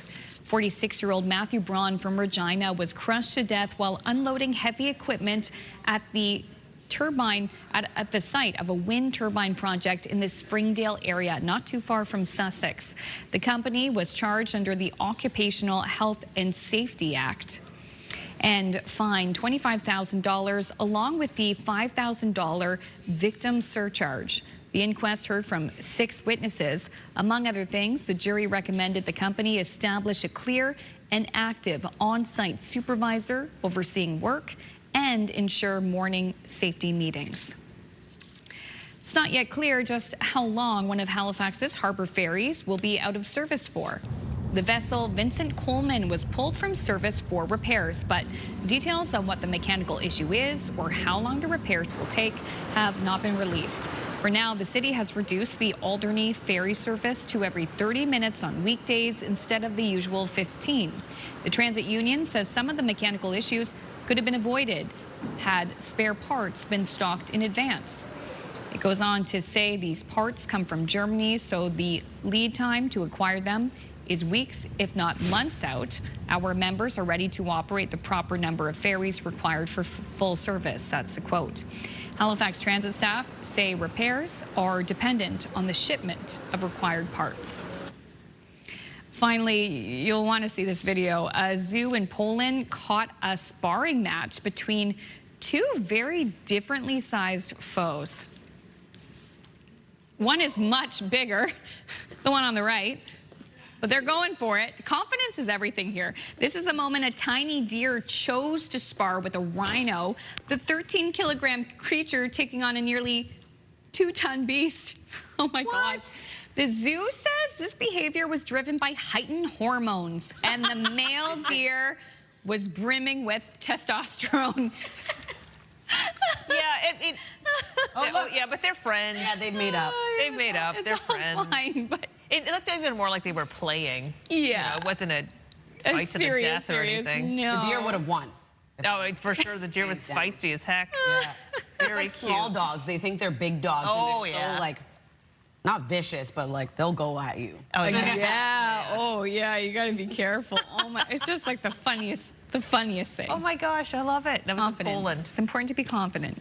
All right, well, back to our region. How about we talk a little bit of lacrosse? Okay. If you're a Thunderbirds fan, we've got a contest for you. If you've been meaning to head to the Nest to catch a match, then this contest is what you need. CTV wants to team up with the Halifax Thunderbirds and allow you to win 4 tickets to the January 31st T-Birds game where they'll face off against the Georgia Swarm. You'll also get a chance to catch the pre-game warm-up from the penalty box. a night at the Halifax Marriott Harbourfront Hotel, and a $100 gift card to the Harbourstone Poorhouse. So to enter, head to our website. The contest closes Saturday, and we'll announce the winner on Friday, January 23rd. Good luck to you. Ooh. That's such a fun contest. Yes. Oh my gosh. All right, coming up next, Latavia is going to have our latest look at the forecast, then too on the rebound. Rebounding can be a great form of exercise for those who might be dealing with mobility or joint issues. There is a way to move. We'll get those details when we return. Front, side, and back.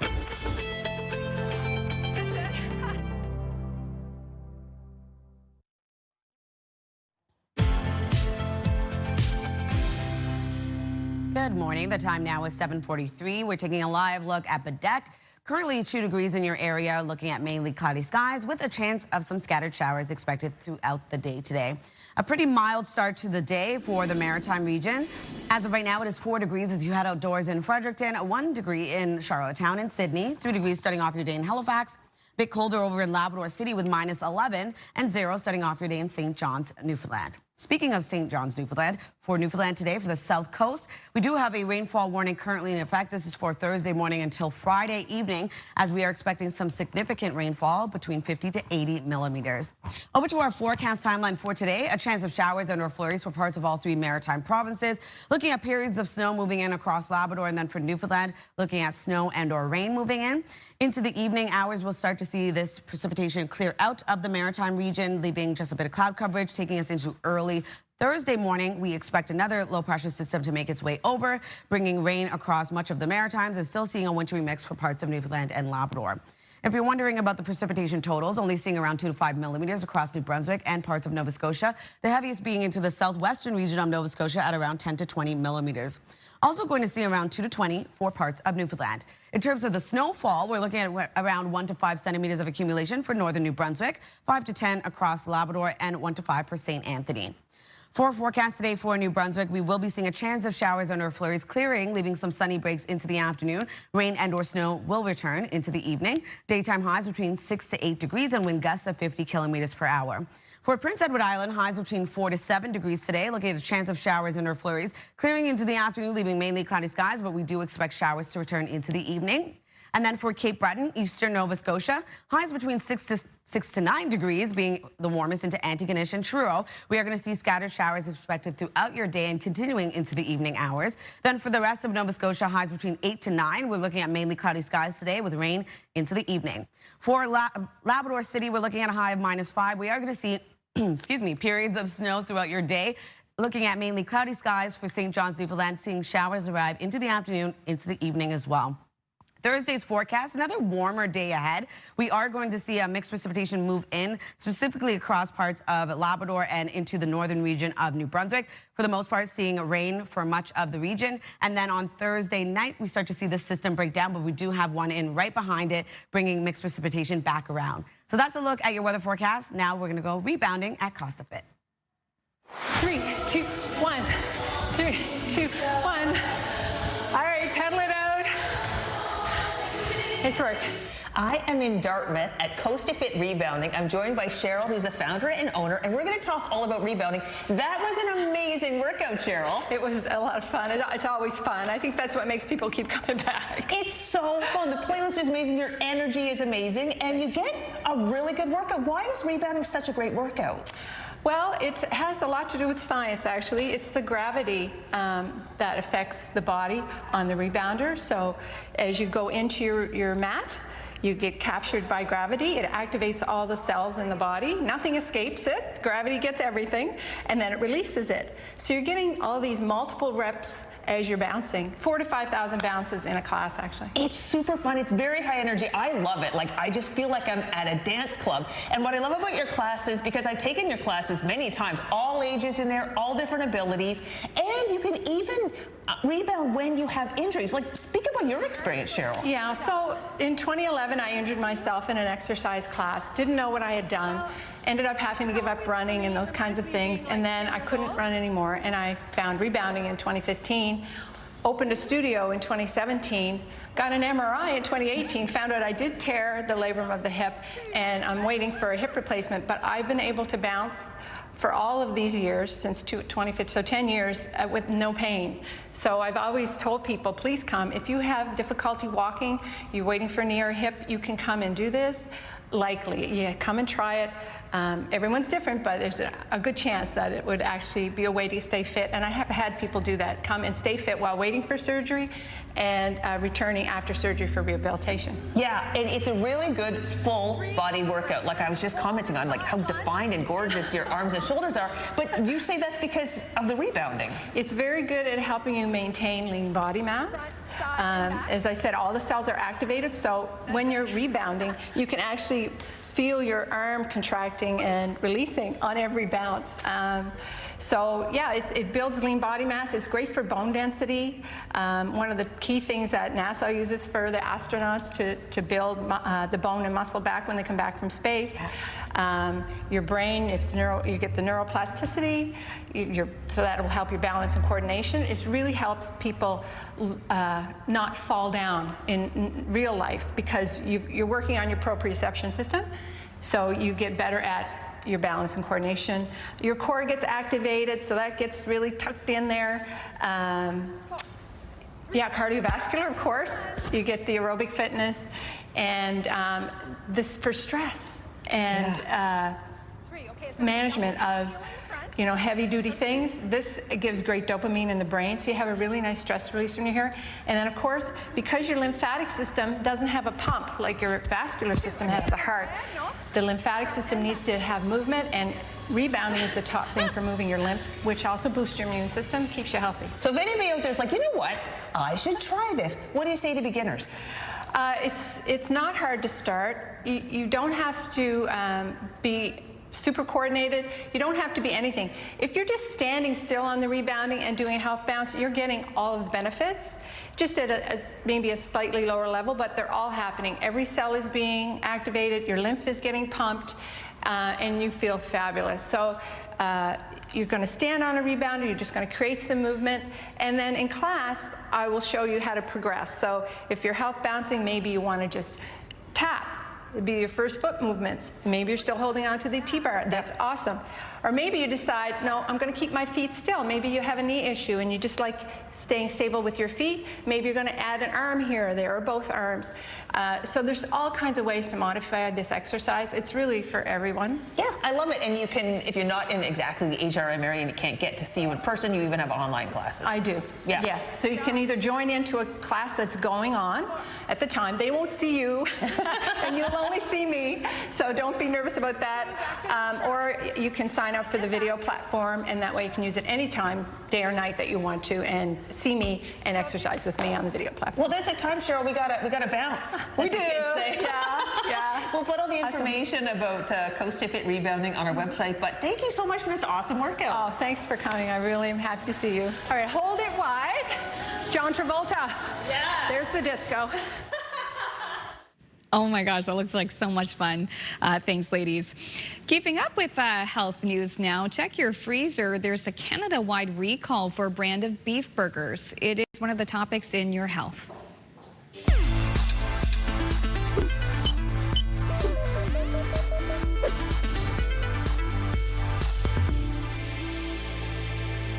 The Canadian Food Inspection Agency has issued a nationwide recall for no-name brand beef burgers due to a potential E. coli contamination. The recall includes a 1.36 kilogram pack of the burgers with a best before date of May 2026. The recall was triggered by CFIA test results. It's advised not to consume, use, sell, or serve the recalled product. If you have it, it's advised that you throw it out or return it. There have been no reported illnesses associated with the recall. Food contaminated with E. coli may not look or smell spoiled, but can cause extreme sickness if consumed. A new survey from the Centre for Addiction and Mental Health has found the level of reported harmful drinking patterns persist in Ontario following the pandemic. We thought that with time, we would see declines in some of these in that distress, for example, and harmful drinking. We're still experiencing some of those challenges that first became evident early in the pandemic.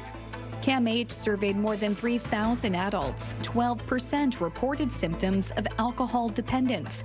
That's down slightly from 2020, but well above the 7% reported pre-pandemic. The number of adults reporting frequent mental distress has also climbed from more than 16% in 2020 to nearly 19% last year. Researchers couldn't determine the reasons, but say the data highlights the need for more investments in mental health and addiction supports. Finally, about 14% of people may be addicted to ultra-processed foods. A new cell metabolism study that included people from 36 countries found these foods trigger brain patterns like those seen in drug addiction. They flooded the brain's reward system with refined fats and carbs that mimic the brain response to addictive substances. Ultra-processed foods are foods and drinks packed with additives like saturated fats, salt, sugar, and preservatives. Experts say instead of reaching for something that comes in a package, prioritize whole foods found in nature, like fruits, vegetables, and whole grains.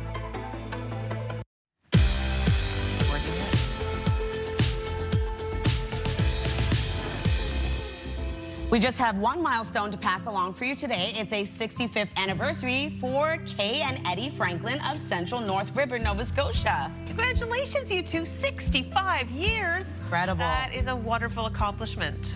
Absolutely. Happy anniversary. And to see your milestone again or to find out how to submit one, visit our website by scanning the QR code on your screen. And a reminder, milestones must be received 2 weeks in advance. Okay, now we all know about Pirates of the Caribbean, but how about pirates with a history a little closer to home? Yeah, local historian and author Dan Conlon's new book highlights robbery, murder, and mayhem off the Canadian East Coast. CTV's Mike Lamb walks the plank with Pirates of the Atlantic. My name is Dan Conlon. I'm a historian and writer and retired museum curator. I've written a book called Pirates Atlantic, which looks at the reality of the pirates who actually came to Nova Scotia and how piracy has affected people living in our region. Nova Scotia and the Atlantic region attracted some of the biggest and the worst pirates of what we call the golden age of piracy in the early 1720s. They were attracted by the big offshore fishery in the region. They would come up from the Caribbean like clockwork almost every June. Big pirates like Bartholomew Roberts, who captured over 500 ships, made a spectacular raid in Cape Breton and Newfoundland in 1720, even raided shore settlements. And then Ned Lowe, vicious psychopath, came up here 2 seasons, 1722 and 1723. In the 18th century, there were a few female pirates, quite well documented ones, and we have one in our own region in 1736, a woman named Susanna Buckler. And there were a handful. Piracy was almost all a male endeavor, but there were a few women. So in that period, piracy really was something that colonial governments weren't able to control. Governors were afraid of pirates. For about 2 decades, it was an annual scourge. You know, the main thing they came to for our region was recruits. There was more gold and silver in, say, West Africa or the Caribbean, but there were lots of unhappy fishermen who were not pleased with the contracts they were working, and they could easily be tempted to join a pirate crew. Weapons. Fishing boats were worried about pirate attacks, so they often had muskets and cannons, and the pirates would usually overwhelm those ships and rearm themselves. And they also always had a keen eye for a good large fishing vessel that they could dump their old ship and pick up a new one. In our region, piracy nowadays is mainly a thing of history and legend. But piracy continues today in parts of the world. And every year, dozens of professional mariners are murdered by pirates. I really want people to understand that piracy is not just yo-ho-ho romantic myths. There were, in our region, real deadly pirates that came here in the 1720s. And although piracy faded from our region and became a once-a-generation thing, it's still an active, deadly thing in other parts of the world. People facing similar challenges to those fishermen in the 1720s off the coast of Nova Scotia. It's a subject that is mesmerizing in terms of this popular culture image, but let's not forget its deadly reality, and I hope people will take that away. Taking a look at our 3-day forecast, 8 degrees for your daytime high today. We do have mixed precipitation expected, clearing into the afternoon, leaving some sunny breaks. Thursday, looking at rain and or snow with a high of 5, and cooling down on Friday, 1 degree with showers and or flurries returning. For Nova Scotia, 8 degrees today. We do have some scattered showers, but expecting them to clear for parts of the province into the afternoon. 9 degrees on Thursday with rain, and then on Friday, looking at showers and or flurries with a high of 3. Prince Edward Island, 6 degrees today with a chance of showers and or flurries. On Thursday, 8 degrees with rain across the island. And then on Fridays, rain and or snow, cooling down to 3 degrees.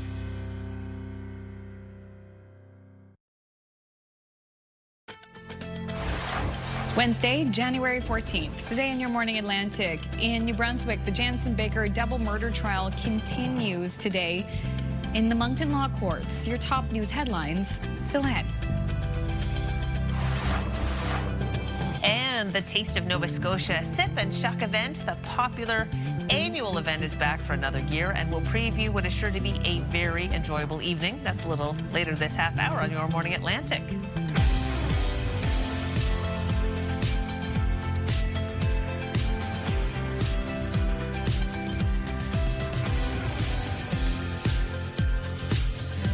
Good morning. It's 8:01 on your Wednesday morning.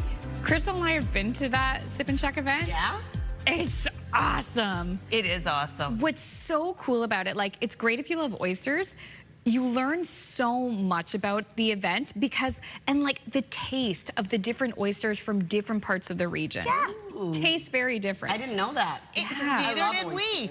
We did have a great time. And yeah, it's incredibly educational because you really get to talk with the producers. And it's not just seafood. There's also wine and other wonderful products, all from Taste of Nova Scotia. So that's coming up. Do you like oysters? Yes, I do. Oh, come on over. Come on over the desk. You know what? Today is going to be quite a nice day ahead. We do have a bit of mixed precipitation, chance of showers and or flurries for parts of the region, and a little bit heavier for Newfoundland and Labrador, but the temperatures really rising over the next today and tomorrow. It's going to be quite nice before wow. back down. Good for the fishers who have to work outside. Absolutely. Tide rolling in. Oh, wow. Well, here's a look at Moncton. It's quite dark still early this morning. As of right now, it is 2 degrees in your area, so quite mild starting off the day for parts of Atlantic Canada. We will be seeing temperatures rise, become quite warm into the afternoon for parts of the region. As of right now, 4 degrees heading outdoors in Fredericton as well as into Halifax, 1 in Charlottetown and Sydney, 0 into St. John's, Newfoundland. We do still have the wind chill factoring in for both Newfoundland and Labrador, making it feel cooler this morning. Just something to keep in mind when you are heading out on your commute. We do have a rainfall warning in effect for the south coast of Newfoundland. This is for Thursday morning until Friday evening when we have another system making its way over.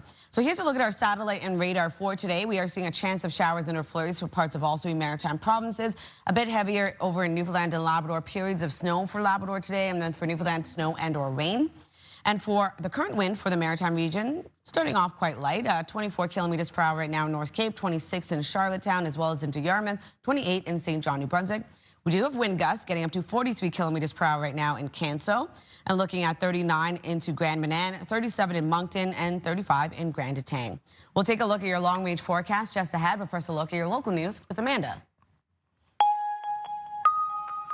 A police shooting has left 1 man dead in Nova Scotia.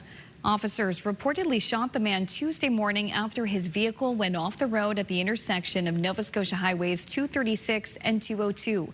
It started around 8:30 with a report of a man with a gun on Church Street in Sabaganagati. RCMP say the man threatened people inside a home before he left the area in a sedan.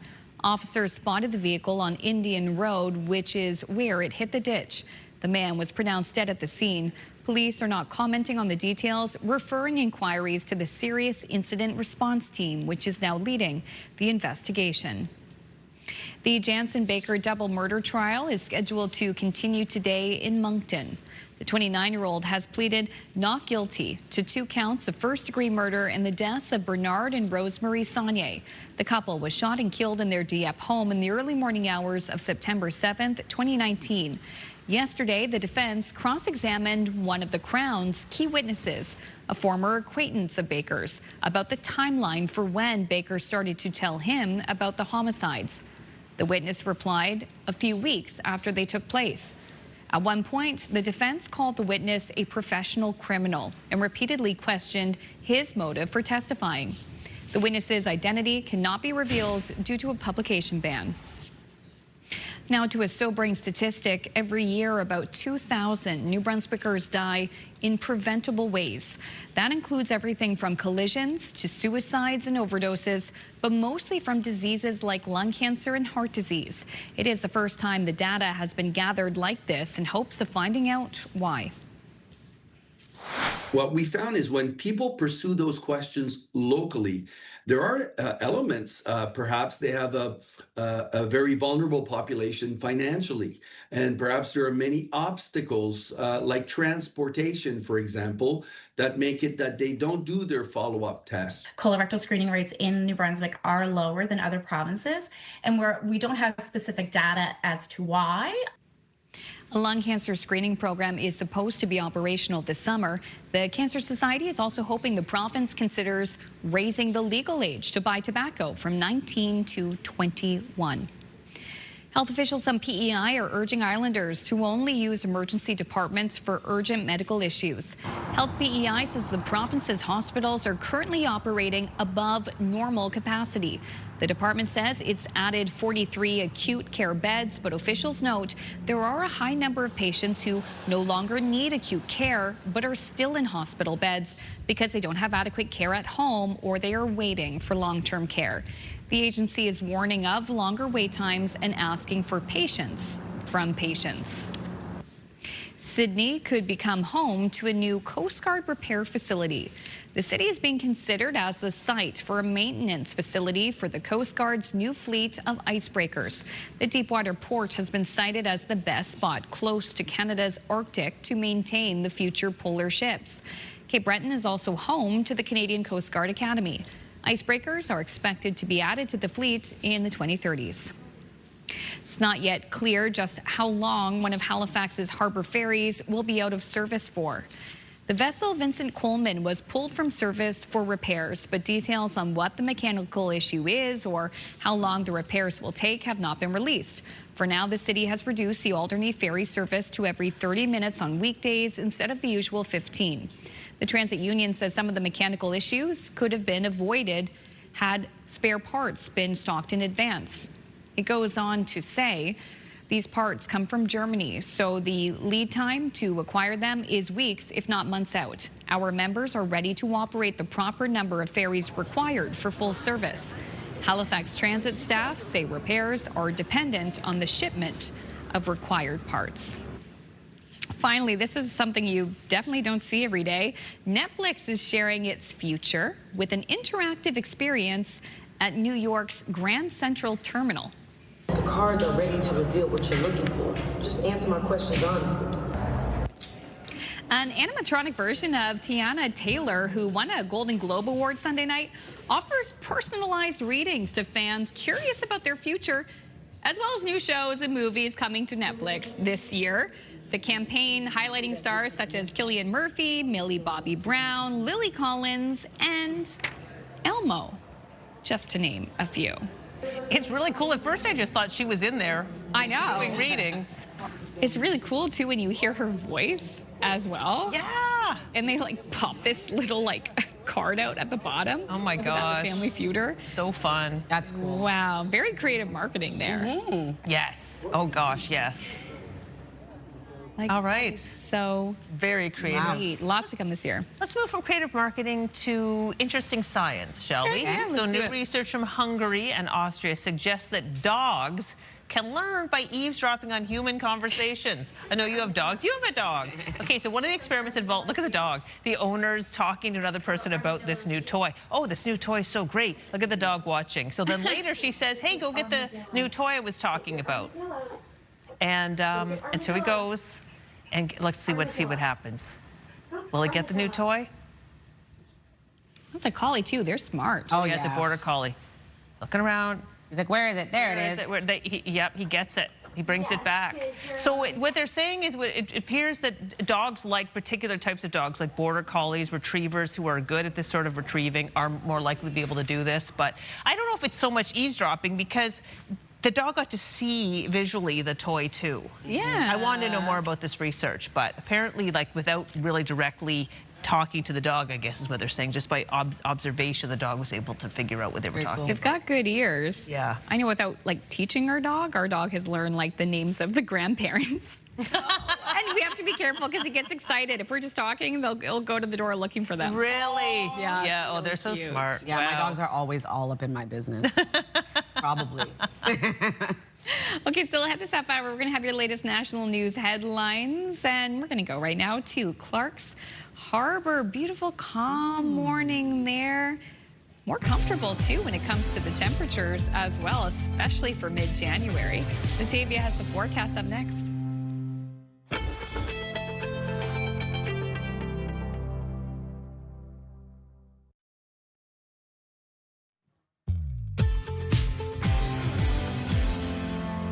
Happy Wednesday, Atlantic Canada. The time now is 8:13. We're taking a live look at Peggy's Cove. Quite warm this morning, 6 degrees starting off your day with mainly cloudy skies expected throughout your day with rain into the evening.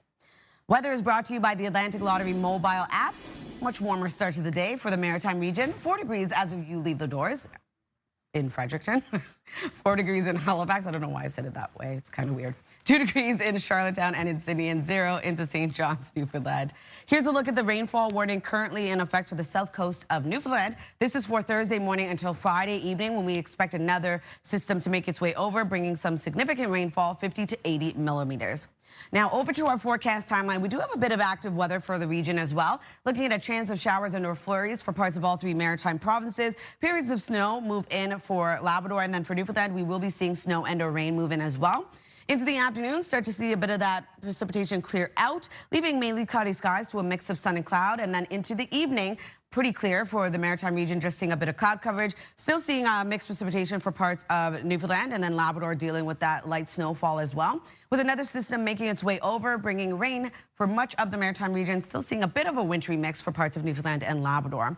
If you're wondering about precipitation totals, looking at around 2 to 5 millimeters for parts of New Brunswick and Nova Scotia, the heaviest being into the Tri-County area at around 10 to 20 millimeters, and also seeing around 2 to 20 for parts of Newfoundland.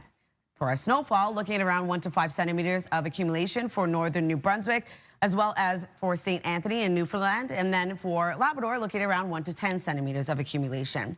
For forecast today for New Brunswick, a chance of showers and or flurries start off the day, will clear into the afternoon, leaving mainly cloudy to a mix of sun and cloud, and then seeing rain and or snow into the evening. Daytime highs between 4 to 8 degrees. Prince Edward Island also seeing a chance of showers and or flurries clearing, leaving mainly cloudy skies, but a chance of showers returns into the evening across the island with highs between 5 to 7.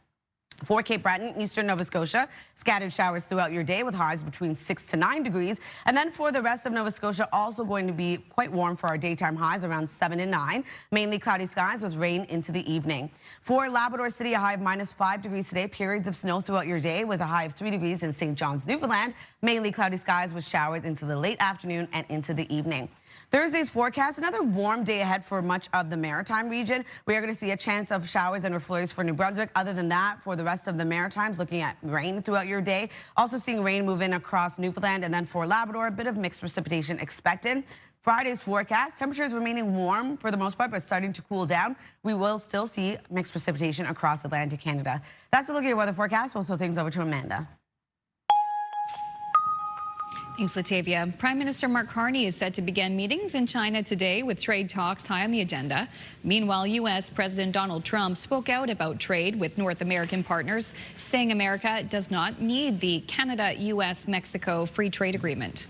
I don't even think about USMCA. I mean, you know, I want to see Canada and Mexico do well, but the problem is we don't need their product. You don't think you're going to renegotiate USMCA?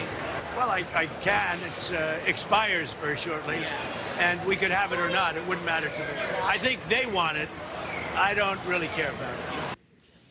Trump's comments come as Canada looks to renegotiate the deal later this year. The president also spoke about the U.S. auto sector and how any cars being built should be made in the U.S., adding the U.S. does not need Canadian products. Statistics Canada is planning to cut hundreds of jobs over the next 2 years.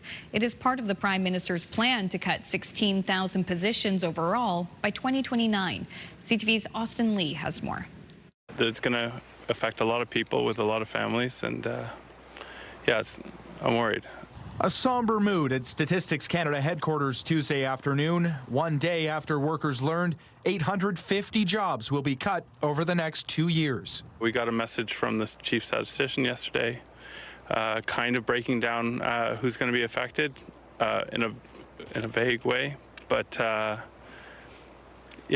we're just waiting for emails and notifications. Of those 850 job cuts coming, StatsCan says 100 cuts are coming immediately. I feel it's a dark day for for the public service. I think it's also a dark day for Canadians and the data that they rely on from Statistics Canada. The government agency grew by nearly 2,000 employees between 2019 and 2025, due in part to hundreds of employees from another agency merging with StatsCan in 2023. The fear now is that service will decline. When they have less people to be able to examine that data, to secure that data, it frightens me that, how reliable is that data going to be? For its part, StatsCan says it's focused on continuing to deliver data that Canadians rely on. The chief statistician was very clear in his remarks yesterday that our core mission-critical programs, for example, our key economic indicators, will remain as they are. That is a priority for the agency. But union leaders say the agency is relied upon for more than just key economic indicators. They might be concentrating on core data, but there's so many things that Statistics Canada does that Canadians don't see. That's very key to our future. In the meantime, workers are on standby, wondering if they'll have a job in 2 years. Waiting for those emails and waiting for those messages from our management to let us know which direction they're going. Austin Lee, CTV News. Thank you, Austin. A quick break here on Your Morning Atlantic. When we return, Crystal is going to shuck some oysters. We're talking about the annual Sip and Shuck in Halifax. It's coming up next.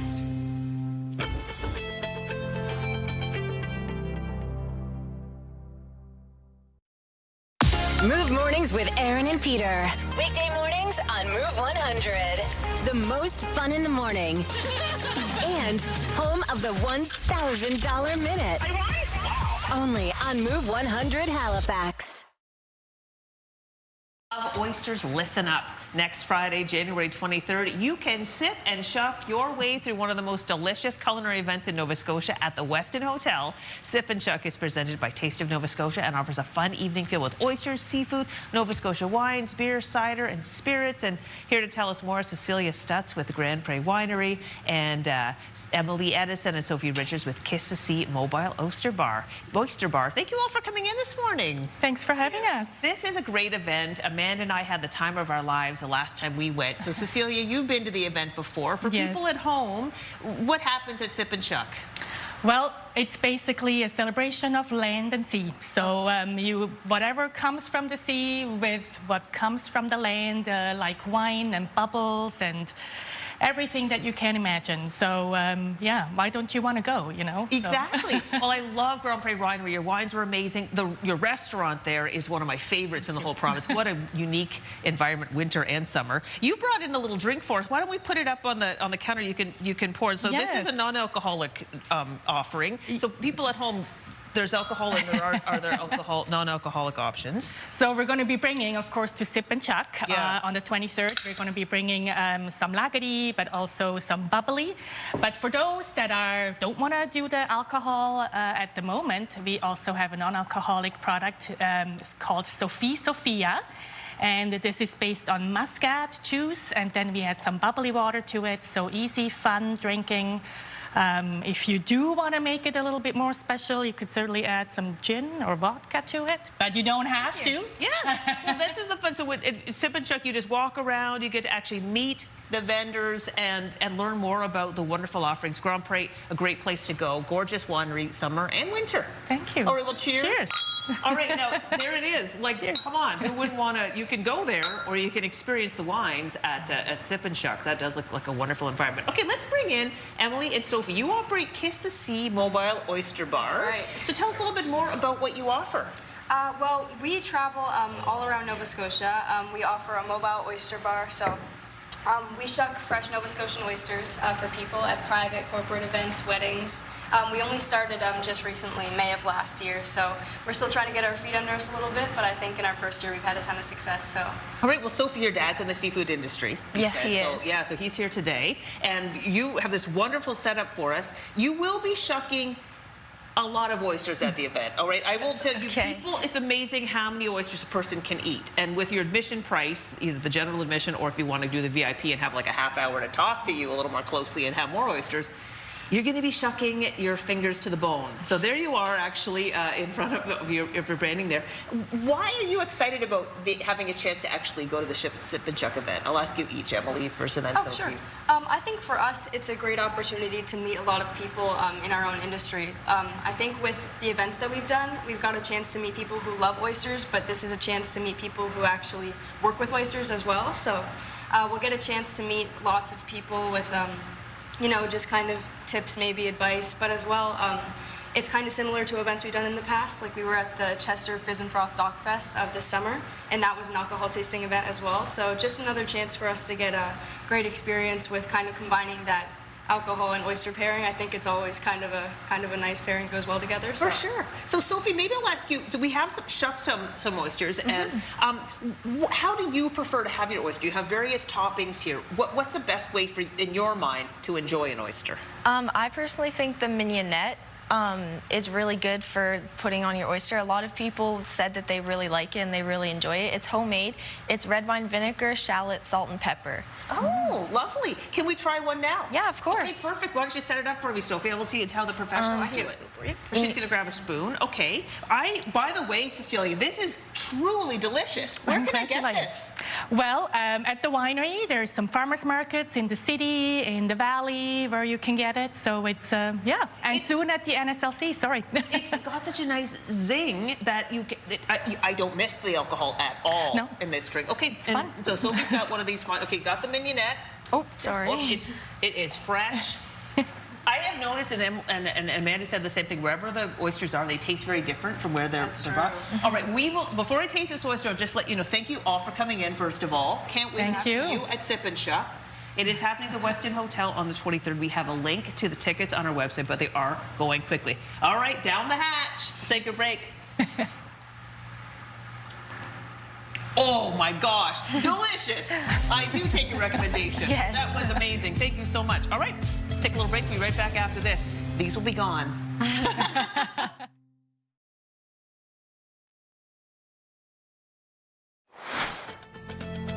Still ahead, a valuable new resource. The Canadian Cancer Society wants to make it easier to access information about clinical trials. We'll learn more about that initiative just ahead on Your Morning Atlantic.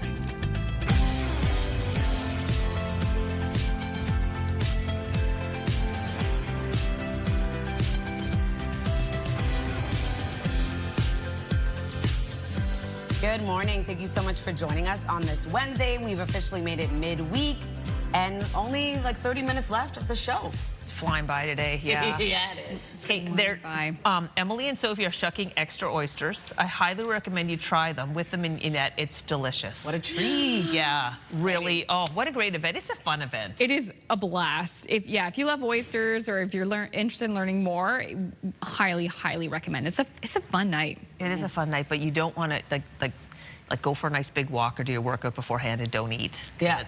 You'll be full. Well, speaking of workouts, it's actually a perfect day to get out and explore your area if you want to. For parts of the region, going to be quite mild today, as well as that active weather we're seeing early in the morning will start to clear out. Here's a live look at Somerville. It is a cloudy start to the day over there, but warmer, much warmer. Even you can see here for our current temperatures, 4 degrees starting off your day in Fredericton, 2 degrees in Charlottetown and in Sydney, 6 degrees already in Yarmouth, 4 in Halifax, -15, so much colder over in Cartwright, with -13 into St. Anthony. We do have a rainfall warning in effect for Thursday until Friday evening for the south coast of Newfoundland. We have another system that will make its way over, but focusing in on this system, we are going to see a chance of showers and or flurries for parts of all 3 maritime provinces today, and looking at periods of snow for parts of Labrador, and then for Newfoundland, looking at snow and or rain for parts of the province.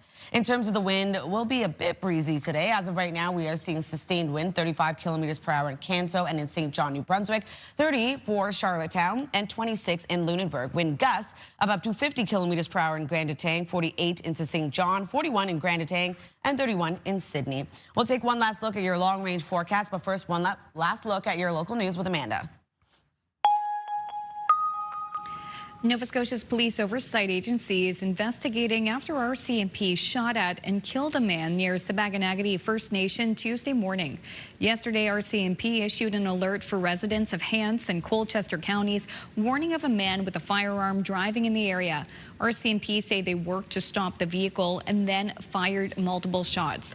The police watchdog says the man was pronounced dead at the scene, and they are now investigating. In New Brunswick, the Jansen Baker double murder trial continues today in Moncton. The 29-year-old has pleaded not guilty to 2 counts of first-degree murder in the deaths of Bernard and Rosemarie Saunier. The couple was shot and killed in their Dieppe home in the early morning hours of September 7th, 2019. Yesterday, the defense cross-examined one of the Crown's key witnesses, a former acquaintance of Baker's, about the timeline for when Baker started to tell him about the homicides. The witness replied a few weeks after they took place. Now, at one point, the defense called the witness a professional criminal and repeatedly questioned his motive for testifying. The witness's identity cannot be revealed due to a publication ban. A coroner's inquest in St. John has made a list of recommendations to improve worker safety after the death of a Saskatchewan man in July of 2024. 46-year-old Matthew Braun from Regina was crushed to death while unloading heavy equipment at the site of a wind turbine project in the Springdale area, not far from Sussex. The company was charged under the Occupational Health and Safety Act and fined $25,000 along with the $5,000 victim surcharge. The inquest heard from 6 witnesses.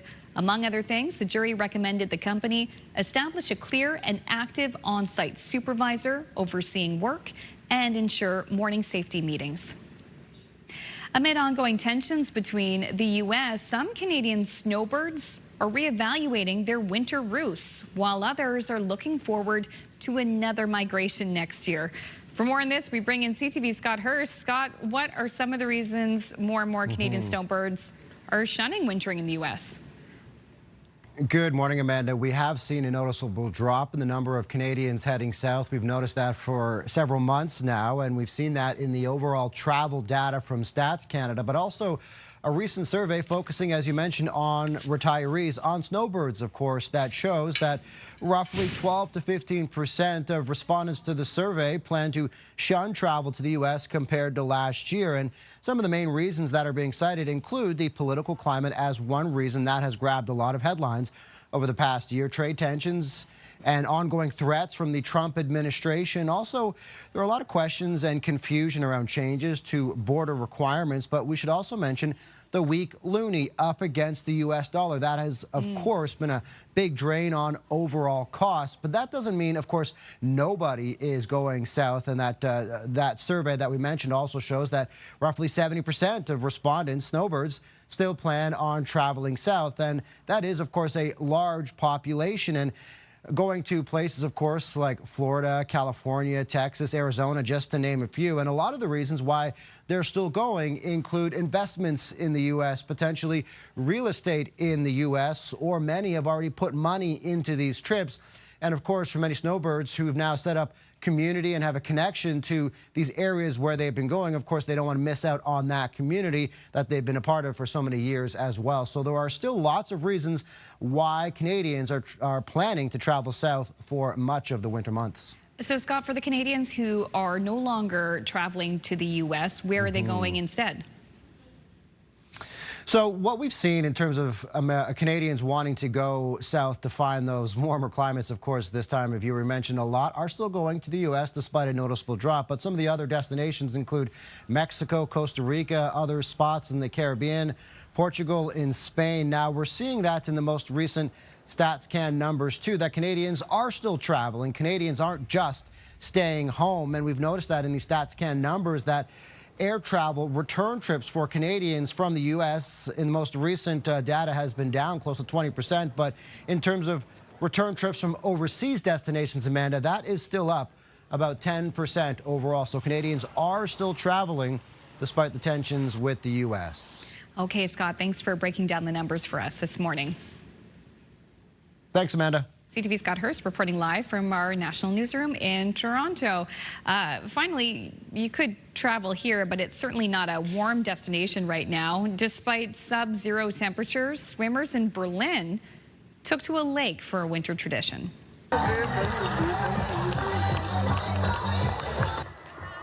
In the 40th year of their winter dip, the Club Berlin Seals hosted a circus event, inviting people to turn up in fancy dresses and circus attire. The club goes swimming every Sunday from mid-September to the end of April, and they've been doing this for decades. Good for them. And it's a party. It's not one of those, like, you're going in slowly, you got your arms tucked in. Like, they're just going for it. Oh, yeah. Yeah, I like this approach to cold plunging. It's the cold plunge party. Cold plunge party. The circus theme, too. That's fun. Well, if you want to kind of walk around in this sort of outfit, but you don't want to go in the cold water, I've got the event for you. Oh, okay.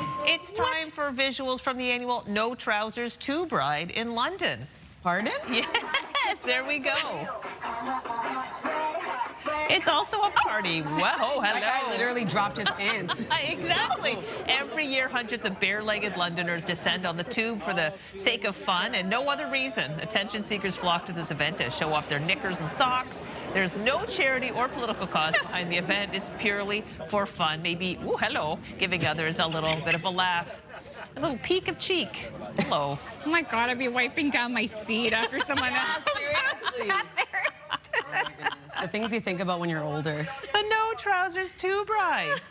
Oh my gosh. So that is not happening in our region. That cheeky event. That's a lot of booty on it. that. It is a lot of rumpus. It is. So do we got that kind of event happening around here, Latavia? No juicy peaches in sight, okay? We're going to take a look at our community calendar. In Moncton, there will be an alumni and celebrity hockey day in Canada. This will be at the Avenir Center in Moncton, January 16, 7:30 p.m. You can buy tickets on their website. And if you're looking for some crafts to take part in, you can check out the Winter Craft Club in Charlottetown. Black Canvas Art Supplies will host a 4-week journey through the world of fine craft. Each week will host a different specialized technique. You can head over to the website for additional details. Runs till February 1st. And if you're looking for love, why not check out the Singles Dinner Party in Halifax? Cupid Night, it brings together a curated group of singles for a relaxed, candlelit dinner where connection can unfold naturally. This next dinner will be on Thursday, January 15th at 7:30 p.m. For additional information and tickets, head over to the halifaxmatchmaker.ca. And if you have an upcoming event, please send us the details. We'd love to promote it. Your Morning Atlantic at ctv.ca. I wonder if any matches were made at that tube event. Possibly. Pants required. Yeah, that's true. Okay, wow. All right. But you know what? It's pretty warm today. You know, we still recommend. I was going to say, what are you suggesting? If you want to organize a no pants event, like, there's nothing stopping you, Amanda. Live your best life. That's awesome. Okay, I'm really happy for you guys. All right, it's going to be pretty mild. Those details are coming up next in the forecast also, too. Some serious news now. We're going to be looking at a new way of accessing Canadian cancer trials. Until now, it's sometimes been difficult to find information about research of trials. You hear about it. Canadian Cancer Society is changing that. Details coming up next.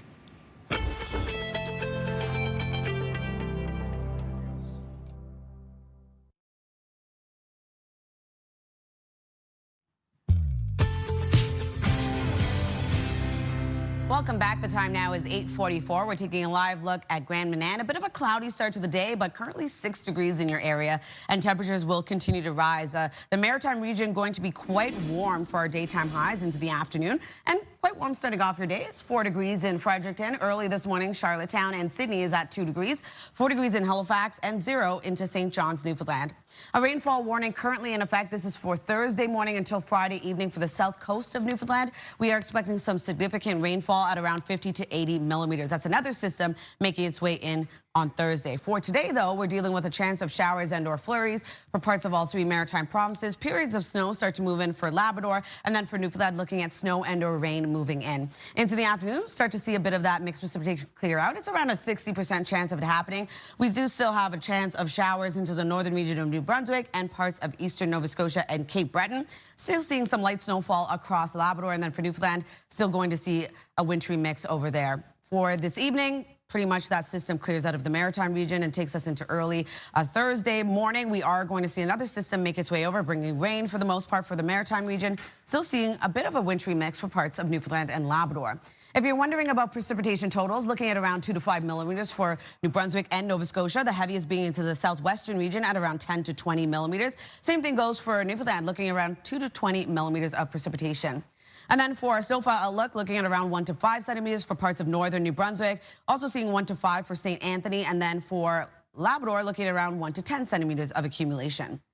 For New Brunswick today, we are going to see a chance of showers and/or flurries that will clear up for the most part into the afternoon, leaving either mainly cloudy skies or a mix of sun and cloud. And then into the evening, another system makes its way over, bringing rain and/or snow, with daytime highs across the province at around 4 to 8 degrees today and wind gusts of 50 kilometers per hour.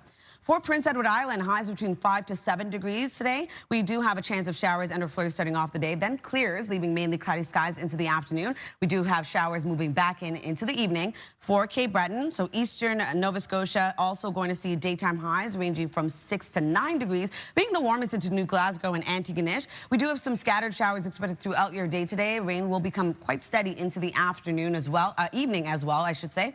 And wind out of the southwest, 30 gusting to 50. For the rest of Nova Scotia, we are going to see pretty much mainly cloudy skies today. Could see some sunny breaks into the mid to late afternoon. We do have rain expected to move in into the evening with wind gusts of 50 as well. Looking at our daytime highs between 7 to 9 degrees, so quite a warm day ahead, and temperatures will remain quite warm into tomorrow's forecast as well. For Labrador City, it's going to be a bit cold, -5 degrees, and looking at periods of snow throughout your day today, becoming quite light as we move into the evening. 3 degrees for St. John's, Newfoundland, mainly cloudy skies, showers expected into the evening. So here's a look at our Thursday forecast, another warm day ahead. For the maritime region, we will be seeing a chance of flurries actually for the northern region of New Brunswick. Other than that, rain for much of the maritime region. And then for Labrador, still dealing with snow and looking at rain for Newfoundland. Into Friday's forecast, temperatures slowly start to cool off. We will be seeing still a wintry mix for parts of Atlantic Canada. Crystal. Latavia, it's 8:47. Now, for people affected by cancer in Canada, clinical trials can offer hope for new research discoveries that could better prevent, find, treat, and care for people facing cancer. Unfortunately, if information about cancer trials in Canada can be challenging to find for a number of reasons, and people have issues accessing it. And that's why the Canadian Cancer Society and the Quebec Clinical Research Organization in Cancer have collaborated to launch a new national website that provides clear, up-to-date cancer clinical trial information. Dr. Magan Morabito is the Director of Research Programs, Impact and Outreach at the Canadian Cancer Society, and she joins us this morning. Good morning. Good morning. Thank you for having me. It's our pleasure. So tell us more about how Cancer Trials Canada is helping patients and healthcare providers. Yeah, absolutely. So I guess the use is going to be slightly different whether you're a patient or you're a healthcare provider. But the website is helping through different levels. I would say the most important one is, as you said, the problem we have right now is that it can be challenging sometimes to find information around clinical trials. And when the information is found, it can be out of date or fragmented. So that's where the platform really comes in. It's on clinical trials. And I went and visited the website, and there's a big search bar there. So essentially, how would you use this website to find out more information about clinical trials? Yeah, so there's a great searching tool functionality, so people can look with different keywords what they're looking for. And what's going to be great is that they're going to find complete information, such as what type of cancer the clinical trials are going to be for, where the clinical trials are going to be happening, what are the eligibility criteria. That's a very important information that's to find. And then they can have like a lot of information that are going to be able to empower them through their conversation with healthcare providers so that they can make decisions around their cancer care path. So once a person actually accesses some information about clinical trials, what would be the next step after that? I think it's to have really those conversations so that they can decide whether clinical trials is a good path for them. It's not for everyone, it's voluntary based, and it comes with risk and benefit, and that's where the platform is also fantastic. It's because it also provides patient-friendly resources so that people can learn about clinical trials. What do we mean when we use, let's say, phase 1, phase 2, phase 3 clinical trials? What are the risks and benefits? So they get to learn all of that on the platform, and then they can really come to the healthcare provider with questions that might have triggered when they were reading about it. Wonderful. And how will this website support issues around access for people who are in areas that are underserved by medical services? Yeah, so this website is online, so it's free, accessible for all as long as they have internet. Another really added value around the website is actually the enhanced support that comes with it. We have a toll-free helpline where people can simply call and ask questions if they're struggling to navigate the website. It's pretty intuitive, but some people have also low digital literacy, so it can be a great way to get some support. And the other thing is it's been tested by a third party in terms of for people who have some disabilities. So it actually meets the standards, the WCAG 2.2 standards. So it also meets that for people who have disabilities. So that's also an added value. Well, that's wonderful. It sounds like you really have thought about trying to make this as accessible and it's free to as many Canadians as possible. And also, if you are experiencing issues around cancer, it sounds like it would be good to have a conversation with your healthcare provider about how this might be a tool. The wonderful thing also about the platform, what I didn't say, is it's bilingual. So there's both French and English. So whether people are Anglophone or Francophone or whichever language is their language of preference, they can find information. And the helpline also support them in both language. Wonderful. Well, thank you so much for telling us more about this resource today. Thank you for having me. And we have put a link to the website on ours to make it easy for people to find. Yes, I encourage people to visit the website, play around, but also talk about it, because unfortunately we all know someone or know someone who knows someone who's affected by cancer, and it can really make a difference in their cancer care experience. Thank you so much, Dr. Morabito. Have a great day. Thank you, you too. Bye. It's 8:51. We'll take a break and be back with more of our show right after this.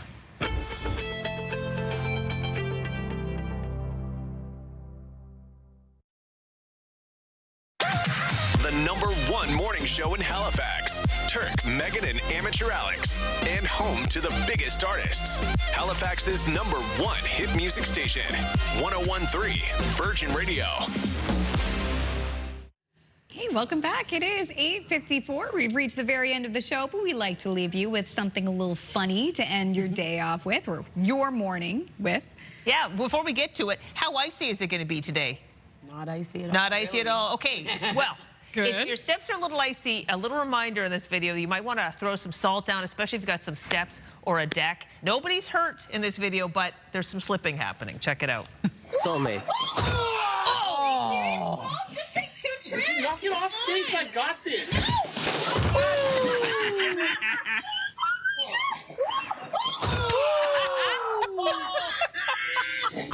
That is good. At least they're laughing, and nobody got hurt badly. That's awesome.